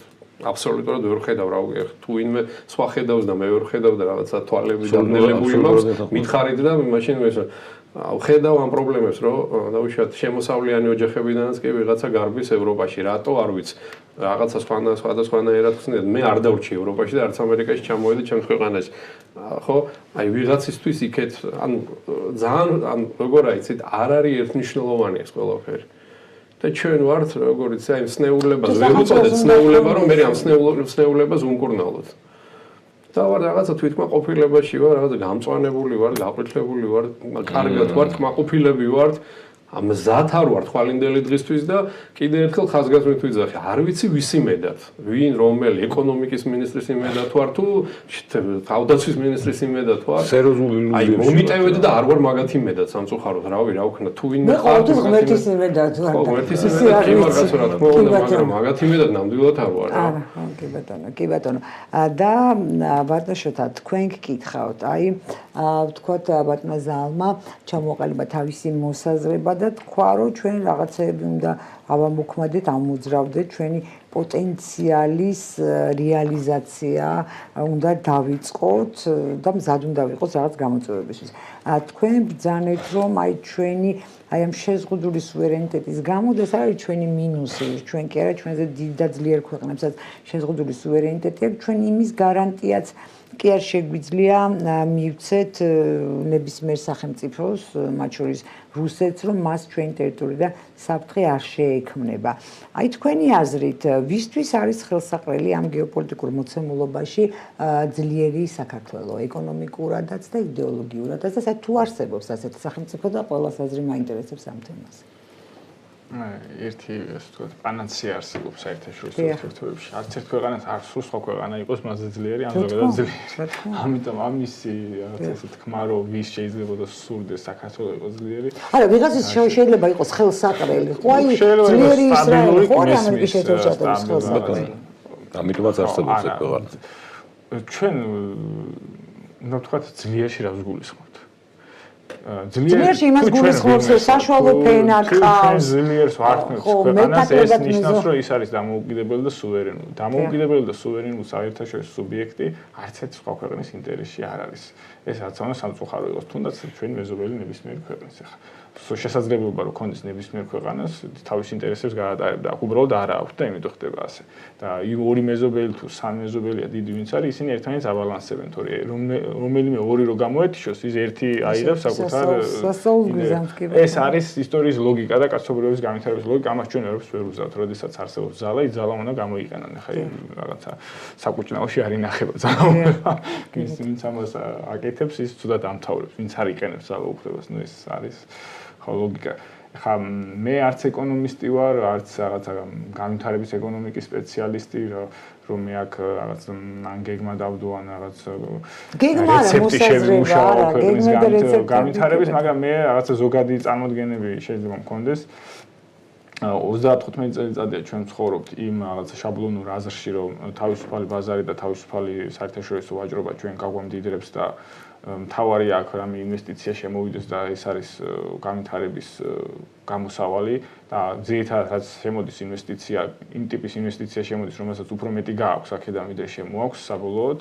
საქართველოში სამწუხაროდ არ შემოდის ისეთი ინვესტიციები, რომელიც დამატებით ღირებულებას შექმნის ამ ქვეყანაში, იმიტომ რომ ჩვენ ვართ გლობალური კაპიტალის პერიფერიის პერიფერიული სახელმწიფო, უმნიშვნელო ეკონომიკურად სამწუხაროდ ესეა და ამიტომ, როდესაც აი ამ რაღაცა არაფრის მომცემ შაბლონში ვართ გაჭხერილი 35 წელიწადი, აქ თავარი როლი ეკისრება სახელმწიფოს, რომ მან აიღოს საკუთარ თავზე განვითარების. რაც გულისხმობთ არაფრის მომცემ შაბლონში. აი ამას რომ ეხლა რაღაც ჩვენ თავისუფალ სავაჭრო იმას დავდებთ თურქეთთან, ჩინეთთან და უცებ ქვეყანა გამდიდრდება, ან რაღაც ასოცირების შეთანხმებას გავაფორმეთ ევროკავშირთან და უცებ ქართველები ის ვიქნებით, რა ქვია, ბედნიერი. ან ევროკავშირი შევა და იმიტომ პირიქით თავისუფალ სავაჭრო ურთიერთობები აწყობს იმ ქვეყანას, რომელიც არის ექსპორტიორი. ჩვენ არ ვართ ექსპორტიორი ქვეყანა. უფრო მეტი შემოგვაქვს, ვიდრე გაგვაქვს. რაც უფრო გაიზრდება ეს სალდო უარყოფითი, უფრო გავღარიბდებით. ამიტომ ორიენტირი სახელმწიფოს უნდა გქონდეს, რომ ის გახდეს ექსპორტიორი. ან მან აწარმოოს რაღაც, რომ ეს ანუ სავაჭრო ბალანსი დაფინანსდეს, დაბალანსდეს. ნუ რა არის ამის გამოსავალი აქ, ხო, ბევრისთვის ცოტა ისეთია ხოლმე რაღაცა სახელმწიფოს ჩართულობა ეკონომიკაში რაღაც ტაბუდადებული თემაა ხოლმე, ხო? ნებისმიერ ევროპულ ქვეყანას აქვს რაღაც ტიპის განვითარების ბანკები, რომლებიც არის შექმნილი და არის სექტორულ, ასე ვთქვათ, ორიენტირზე მიმართული იქნება სოფლის მეურნეობა, ენერგეტიკა, ტექნოლოგიების წარმოება ამ შემდეგ.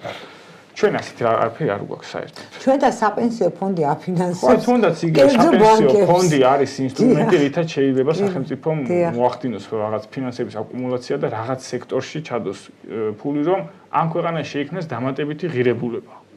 და ეხლა რაღაცა ანუ რეალურად ჩვენი ეს თქვათ მთავარი შემოსავლის წყარო 35 წელიწადია, ეს არის ადამიანების ემიგრაცია.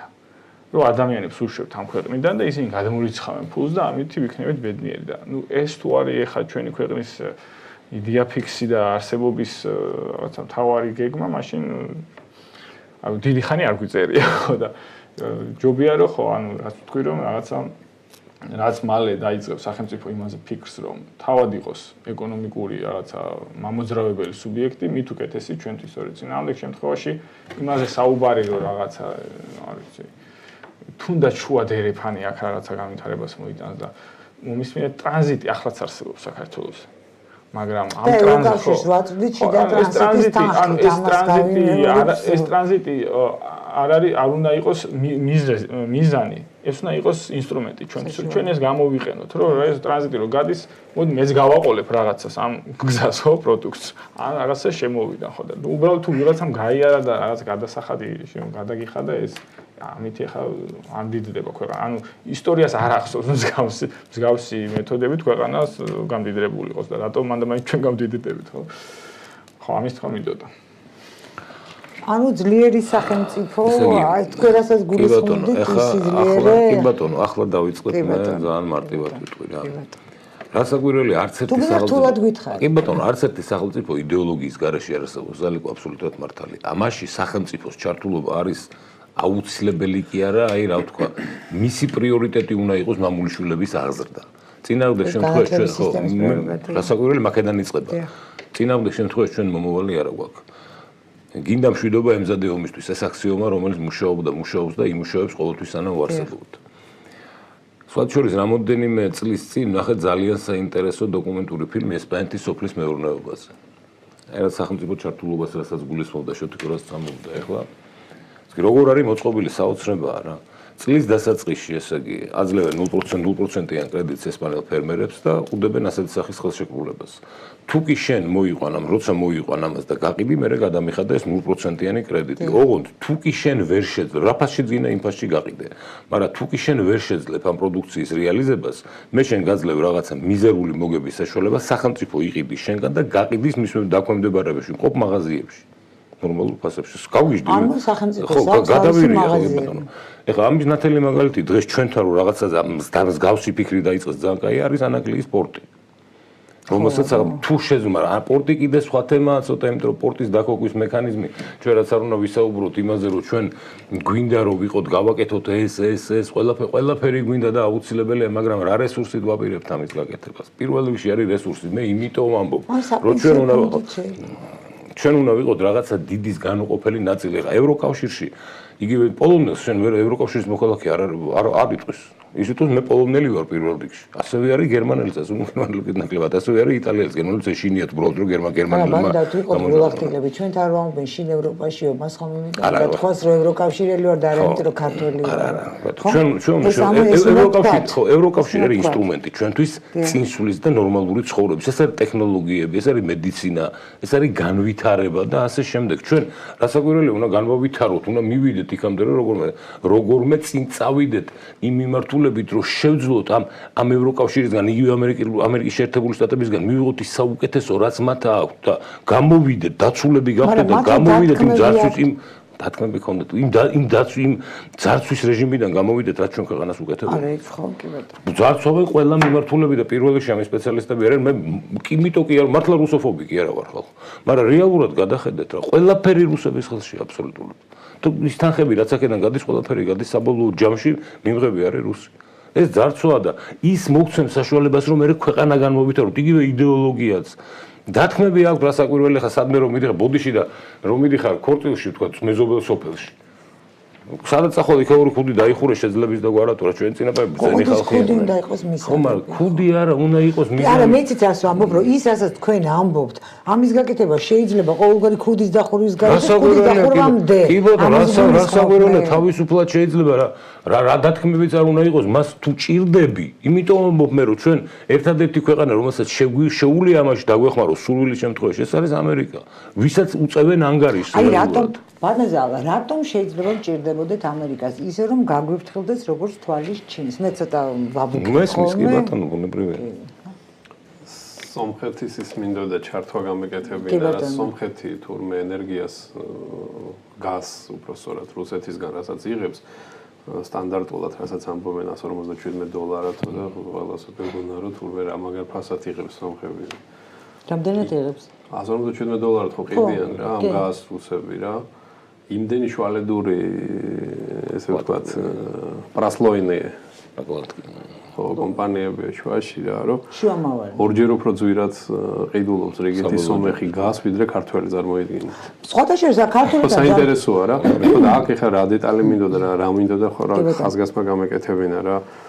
ეხლა ვითო რაღაცა სომხეთი რაღაც პატივის სცემაშია თუ რაღაცაშია რუსეთისგან რაღაც პრეფერენციული ფასების რეჟიმშია და რეალურად არაფერ რეჟიმში არა ამ შუაში ამ ხელა ესე ვთქვათ მარჟას ჯიბეში იდებენ ძირითადად ისევე რუსები და ვიღაცა 1-2 კინკილა სომხები რა და ეს რიგითი სომეხი ადამიანები ვინც შეიძლება ამ გაზს მოიხმარეთ ანუ ჩვენთან 57 თეთრი იღებს გაზი კუბომეტრი მოქალაქისთვის იღებს ლარი და 6 ანუ 100 არ ღირს ჩვენთან 50 გააჩნია 50 თბილისში ცოტა ნაკლებია 54 და რაღაცა რეგიონებში ცოტა მაღალია ანუ იცვლება რა იმიტომ რომ საქართველოში გეუნებით რიგითი მომხმარებლისთვის და კორპორაციების კომპანიებისთვის ორჯერ მეტი ფასია რა ხო მე ვარ კორპორაცია 56 თბილისში ხო რეგიონებში რეგიონებში ხო მე მეგონა ისევე როგორც ელექტროენერგიაზე სხვა ფასია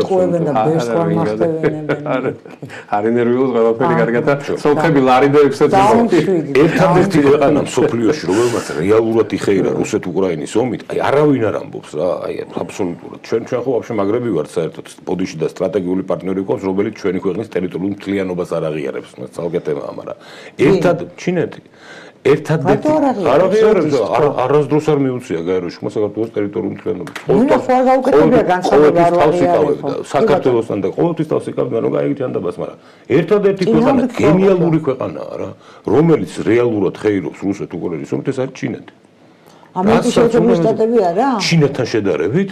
არა, მე ვამბობ, რომ ისიც და ისიც. რა საკვე ეგრე ყველა ხეირობს, ევროპას ხეირობს და სულ დანარჩენები და ყველა ხეირობს აბსოლუტურად საქართველოს გარდა პრინციპში, მაგრამ ესე იგი ჩინეთი ხო, არ გვინდა ასეთ ხეირი.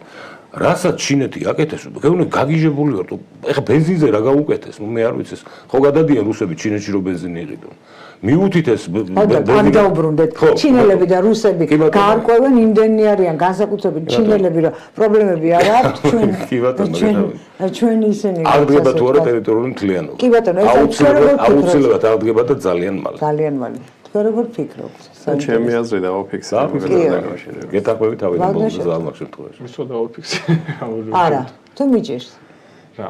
არა, ინტერაქტივის კითხვა. მიჭირს პასუხის. ხო, მეც აი ჩვენ 2-2-ზე გავიყავით. მეც რა თქმა უნდა მიჭირს პასუხის გაცემა.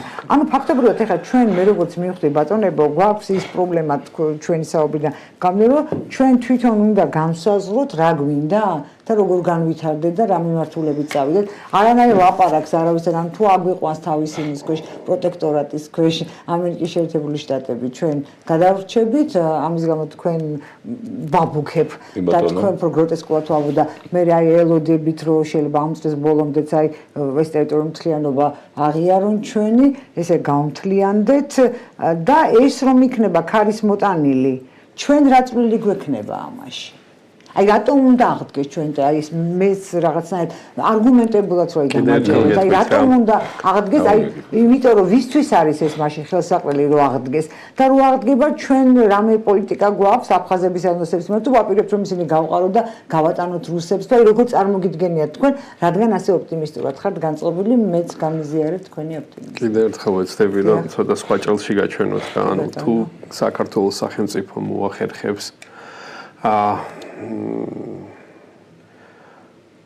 ცოტა უფრო შორტ-ტერმული პოზიციის დაჭერას და ანუ დანახვას იმისა, რასაც ალბათ როგორ ვთქვათ, კარგად გასაგებად რო ვთქვა რა, რომ რაც პოტენციურად შეიძლება ხვალდაზე არსებობდეს მსოფლიოში რა გამოწვევები შეიძლება ხვალდაზე დადგეს რეალურად.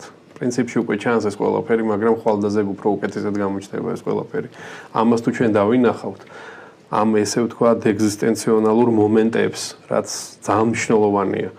ჩვენი мотивация, ჩვენი მომზადებულობის ხარისხი, ჩვენი ხვალინდელი დღისთვის, ესე ვთქვათ, მზაობა ხვალინდელი დღის შესახვედრად უფრო მეტად გაძლიერდება, ჩვენაც უფრო მეტად გავძლიერდებით. ოღონდ ამას სჭირდება ძლიერი სახელმწიფო სტრუქტურები. ანუ მე იმას გულისხმობ, რომ სახელმწიფო სჭირდება, ჩვენს ქვეყანას სჭირდება. შემდეგი ნაბიჯი უფრო სწორად. მოდი ესე ვთქვათ, რომ მოდი არ გავაკრიტიკოთ ძალიან ჩვენი ქვეყანა და ესე ვთქვათ, რომ იცით რა, რაღაცნაირად რა, more or less მოიყვანეს ამათმა ეს ქვეყანა ესე როგორც მოიყვანეს, სტაბილურობა შეინარჩუნეს. ნიშნულობა არ აქვს რის თუ რა მიზეზების გამო ეკონომიკაც მეტნაკლებად დგას რა, მოდი რა სხვადასხვა ალტერნატიული რეალობები დაუშვათ, რომ შეიძლება დაუქცეულიყავით, დამგრეულიყავით, ხო? დღეს ვართ, როგორც ვართ, ისე ვართ. და ჩვენ გვინდა ვიფიქროთ იმაზე, რა იქნება ხვალ. ხვალინდელი დღე უკეთესი რო იყოს, ამისთვის ჩვენ დღესვე უნდა დავიკაპიცოთ ხელები, აი მე რომ აქ დაკაპიცებული ესე. უნდა დავიკაპიცოთ ეს ხო? თქვენ არა. მე საერთოდ არ მაქვს, იმიტომ რომ უკვე დაკაპიცებული მოვა. ჩვენს ხალხში, ჩვენს ქართულ საზოგადოებაში და საქართველოს ყველა მოქალაქეში უნდა გავაჩინოთ мотивация იმისთვის, რომ ჩვენი ხვალინდელი დღე ჩვენ თვითონ შევქმნათ. ისევ და ისევ ვიძახი, ყველა ნაწილები რაც არის, რაც ჩამოთვლილია უკვე და კიდე სხვა რაღაცეებიც არის, აი ეს ყველა ნაწილები არავის არ უნდა ეწყინოს, შეიძლება 5 კაციდან 1 კაცი დარჩეს ადგილზე, შეიძლება 3 კაციდან 1 კაცი დარჩეს ადგილზე. აქ აუცილებლად мерიტოკრატიული პრინციპი უნდა ჩაერთოს. აუცილებლად, როგორც ლიკვანიუმ სინგაპურში გააკეთა, ზუსტად იგივენაირად უნდა გააკეთოს საქართველოსაც, აუცილებლად. უთხრათ ჩვენს უყურებელს გადააკეთა. ლიკვანიუმ გააკეთა ის, რომ 1965 წელს, როცა მან ჩაიბარა სინგაპური, ეს იყო ქვეყანა ყოველგვარი მომავლის გარეშე და ის ვაფშე საერთოდ ქვეყანა არ იყო, რაღაცა ზოგადი ნიშნები იყო ქვეყნის. ხო, არ ვიცი მიშა რა სამბობდა, უბრალოდ მესმის გამახსენდა უბრალოდ. და ამ კაცმა მოახერხა ის, რომ 30 წელიწადში ქვეყნის ეკონომიკა 45 ჯერ გაიზარდა. 1995 წელს, როცა ის გავიდა უკვე ხელისუფლებიდან და ქვეყანა დაუტოვა მის, ესე ვთქვათ, შემდეგ პრეზიდენტს, ქვეყანა იყო ტოპ 5-ში იყო სინგაპური უკვე რა. ეს ყველაფერი ხდებოდა არადემოკრატიული ნაბიჯებით. ვიღაცას გონია, რომ სინგაპური იყო სუპერდემოკრატიული ქვეყანა. ნუ რას უკაცრავად, ეს არ იყო დემოკრატიული ქვეყანა.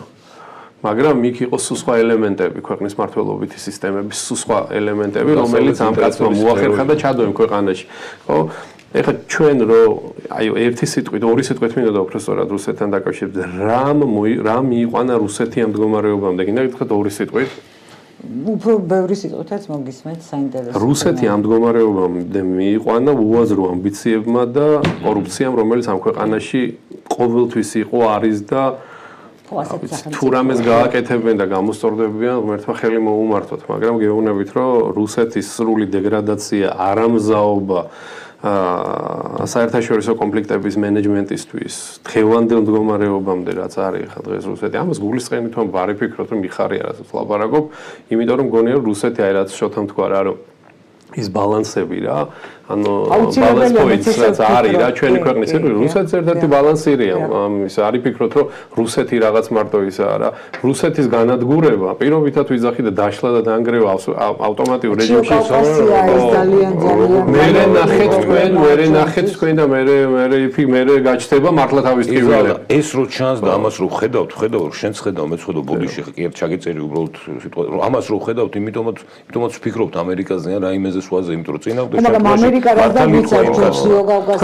საუბრობთ დავით რაზე თქვენ მე მესმის კარგად ანუ ქვეყნის უსაფრთხოებითი ნაწილის დივერსიფიკაციაზე საუბრობთ ჩვენ ხო არ გვაქვს რაღაცა მიკერძოება რაღაცა სიყვარული ტრამპის მიმართ ხო თუ ვინმე შეიძლება მე ამერიკაში ცხოვრობდი და სწავლობდი და ასე შემდეგ და შეიძლება თუ ვინმე რაღაც პრეფერენცია შეიძლება კონდეს რუსეთში არასოდეს არ მიმუშავია არც მიცხოვრია პრინციპში ხო არც თურქეთში ირანში მით უმეტეს მე და ბატონ შედა წესიერი ხალხი ვარ ხო ამიტომ ეს მომენტები არის რა რომელიც აი ძალიან мотивაციას აჩენს აუცილებლობა და ეს აუცილებლობა უნდა დავანახოთ ჩვენ თავს პირველ რიგში მე ჩვენ საზოგადოებას და მე უკვე ამის მერე იწყება ის რასაც ქვია ესე ვთქვათ მიზნად მიმართული შეუჩერებელი და რაც ჩვენს სამინისტროს აქვე ეკონომიკის სამინისტროს შეუქცევადით რაღაც გრადი არ ქვია.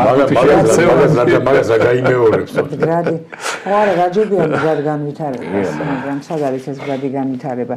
ესე იგი ბატონი დავთირე შემდეგ ბატონ შულცას ვკითხავ ბუნებრივია. იმ კითხვაზე რაც კი ბატონო, კი ბატონო, ძალიან მოკლედ მაშინ განმოკლეთ კი ბატონო. არ მინდათ მოკლედ 5 წუთი. არსებობს აქსიომური აქსიომა თემა და ძალიან მარტივია და ეს იცის სულ ყველამ თურქეთმაც, რუსეთმაც და ამერიკის შეერთებულმა შტატებმაც.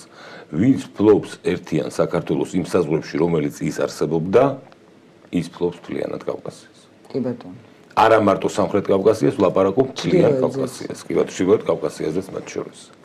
აი ეს არის ის საფუძველი და ის რეცეპტი, რომელმაც ჩვენ შეიძლება მოგცეს საშუალება სწორი პოლიტიკის გატარების შემთხვევაში საქართველოს სახელმწიფოს გაერთიანების, რომელიც არის გარდუვალი და ეს შედის ძალიან ბევრი ძლიერი ქვეყნის ინტერესებში, რომ საქართველოს იყოს ერთიანი. ეს რომელი სახელმწიფოში ამერიკის შეერთებული შტატების, მათ შორის დასავლეთის.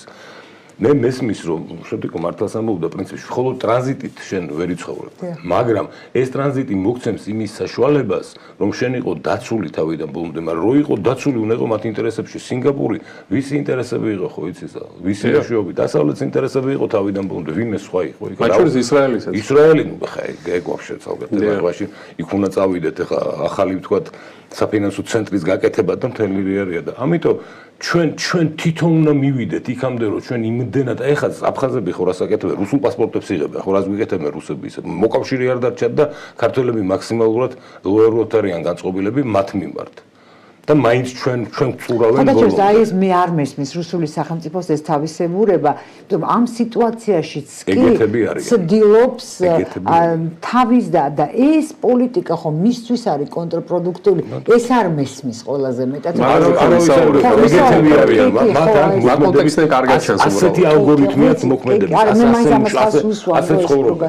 რაც მაგათმა იაკუტებს და იმას ნაცმენებს რაც უკეთებენ ნაცმენშიშტებს თავის ქვეყანაში და ამას ყველა იმპერია უკეთა ამერიკის შეერთებულმა უარესებია ინდიელებმა თავისთავად თვითონ ამოაჩიეს სამწუხაროდ უბედურება დაემართათ სერიოზულია თითქოს მაგრამ ესენი რასაც უკეთებენ იმათ უმდიდრეს აი იაკუტები მაგალითად იგივე იქ არის ყველაფერი აბსოლუტურად ყველაფერი მოდის მოსკოვში ესეთი მოქმედების როგორ არის ახლა წამოვა ეს აბსოლუტურად ახლა ვენესუელის ნავთობი მე ამაში სიმართლე გითხრათ მე ვერ ვხედავ მე ამ ვერ ვხედავ იმიტომ რომ ყველა სახელმწიფო ასე იქცევა მე ამ შემთხვევაში იმასაც ჩემთვის ის გასაგებია რომ ჩვენც ასე გვიყურებენ უბრალოდ ასე რომ გვიყურებენ მათი ინტერესებისთვის არის საზიანო მე ამ თვალსაზრისით ვამბობ ის რომ აბსოლუტურად ბუნებრივია რომ ასე გვიყურებენ აბსოლუტურად ბუნებრივია ამერიკის შეერთებული შტატები როგორც უყურებს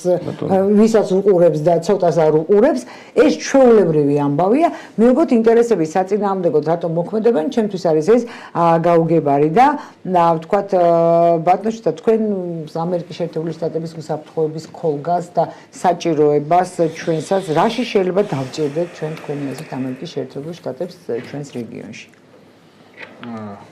ხშირად არ ვახსენებთ ჩვენ მქონდა 15 წლის განმავლობაში სტრატეგიული პარტნიორობა შეერთებულ შტატებში. როგორ არა მე მახსოვს. არა გახსოვთ ხო, მაგრამ არ ვახსენებთ.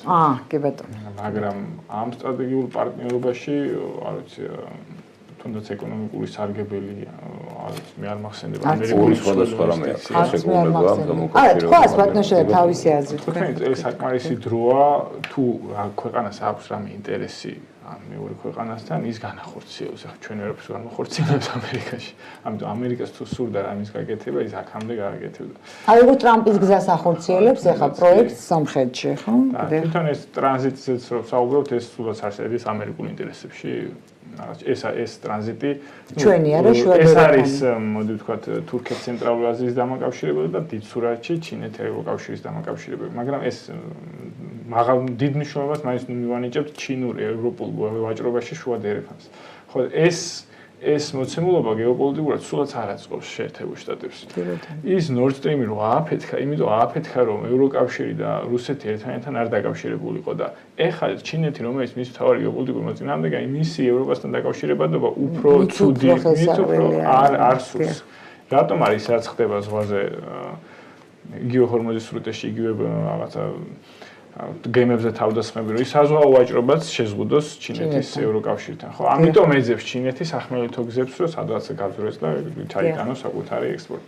თუმცა ესეც ჩინეთი, რა თქმა უნდა, ჩინეთის პოლიტიკურ ისტაბლიშმენტშიც კარგად ესმით რა არის ამერიკული მოტივები და თავს იზღვევენ თანამედროვე ჩინეთი გადადის ავტარკიულ ეკონომიკაზე და ამცირებს მისი ეკონომიკის დამოკიდებულებას ექსპორტზე და თანამედროვე ეს ანუ მარჟა მუშიპში ჩინეთის მუშიპში ექსპორტის მარჟა თანდათან მცირდება. ეს არის ესე ვთქვათ პრევენციული ეკონომიკური პოლიტიკა ჩინეთის ამ თვალსაზრისით.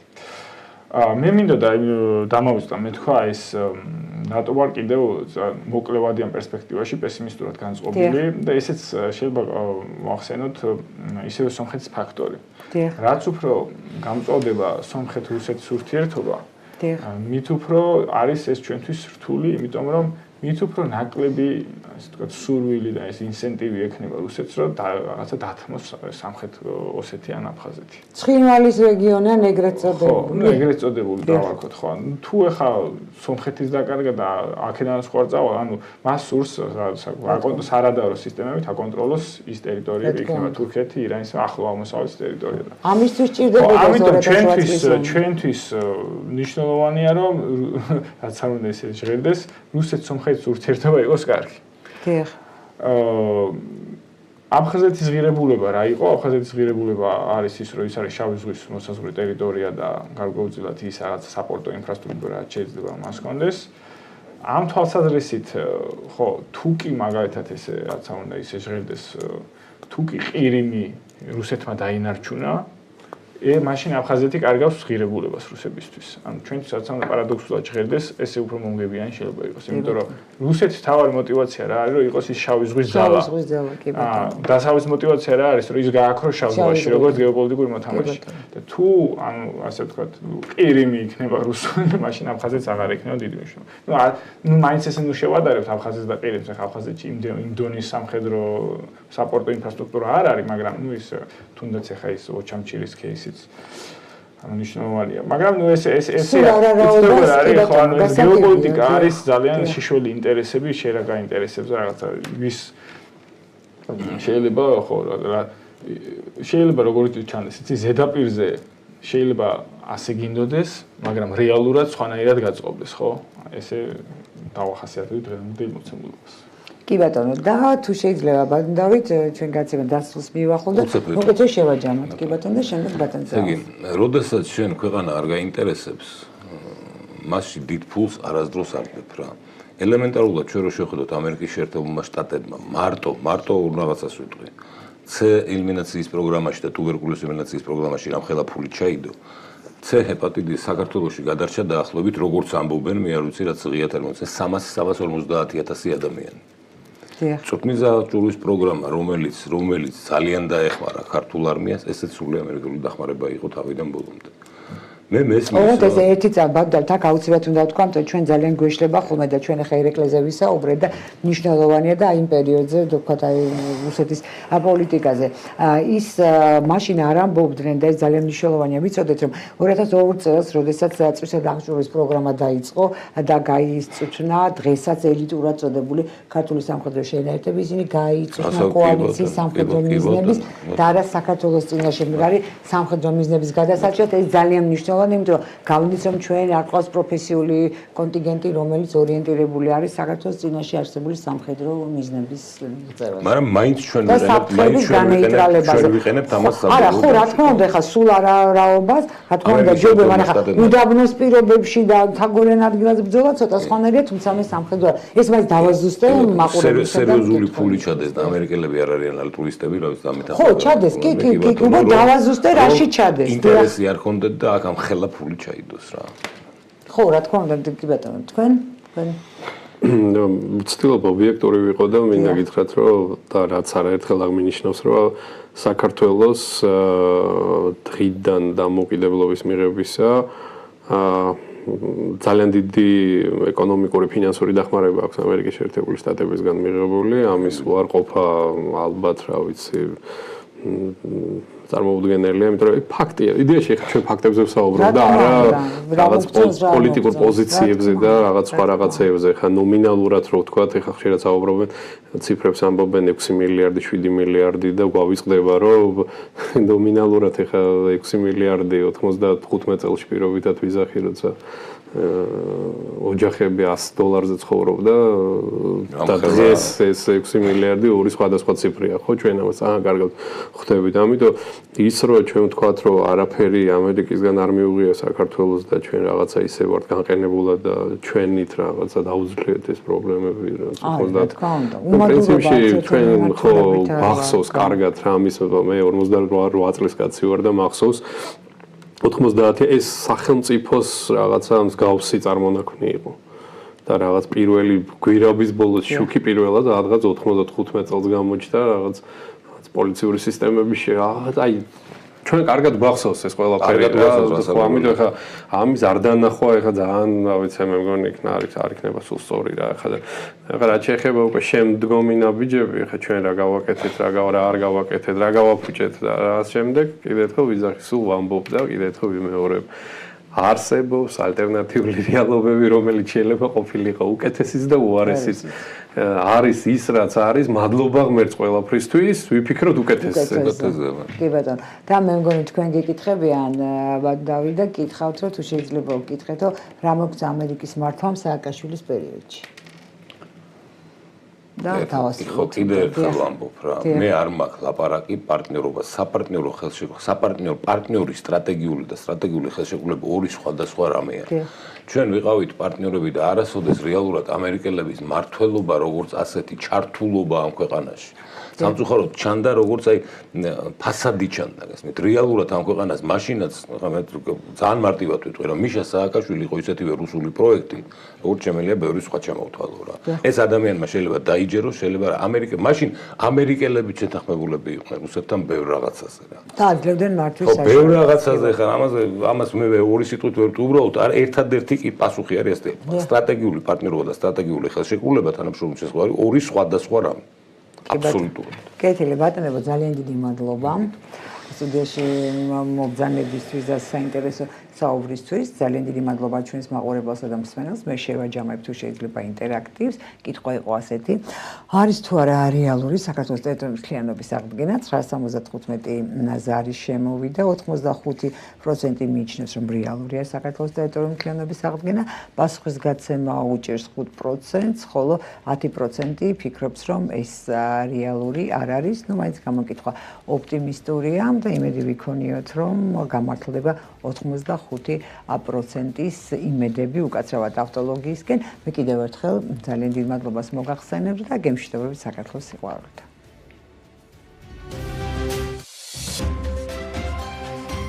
რეალური აქცენტები ნინო ხაჩიძესთან ერთად.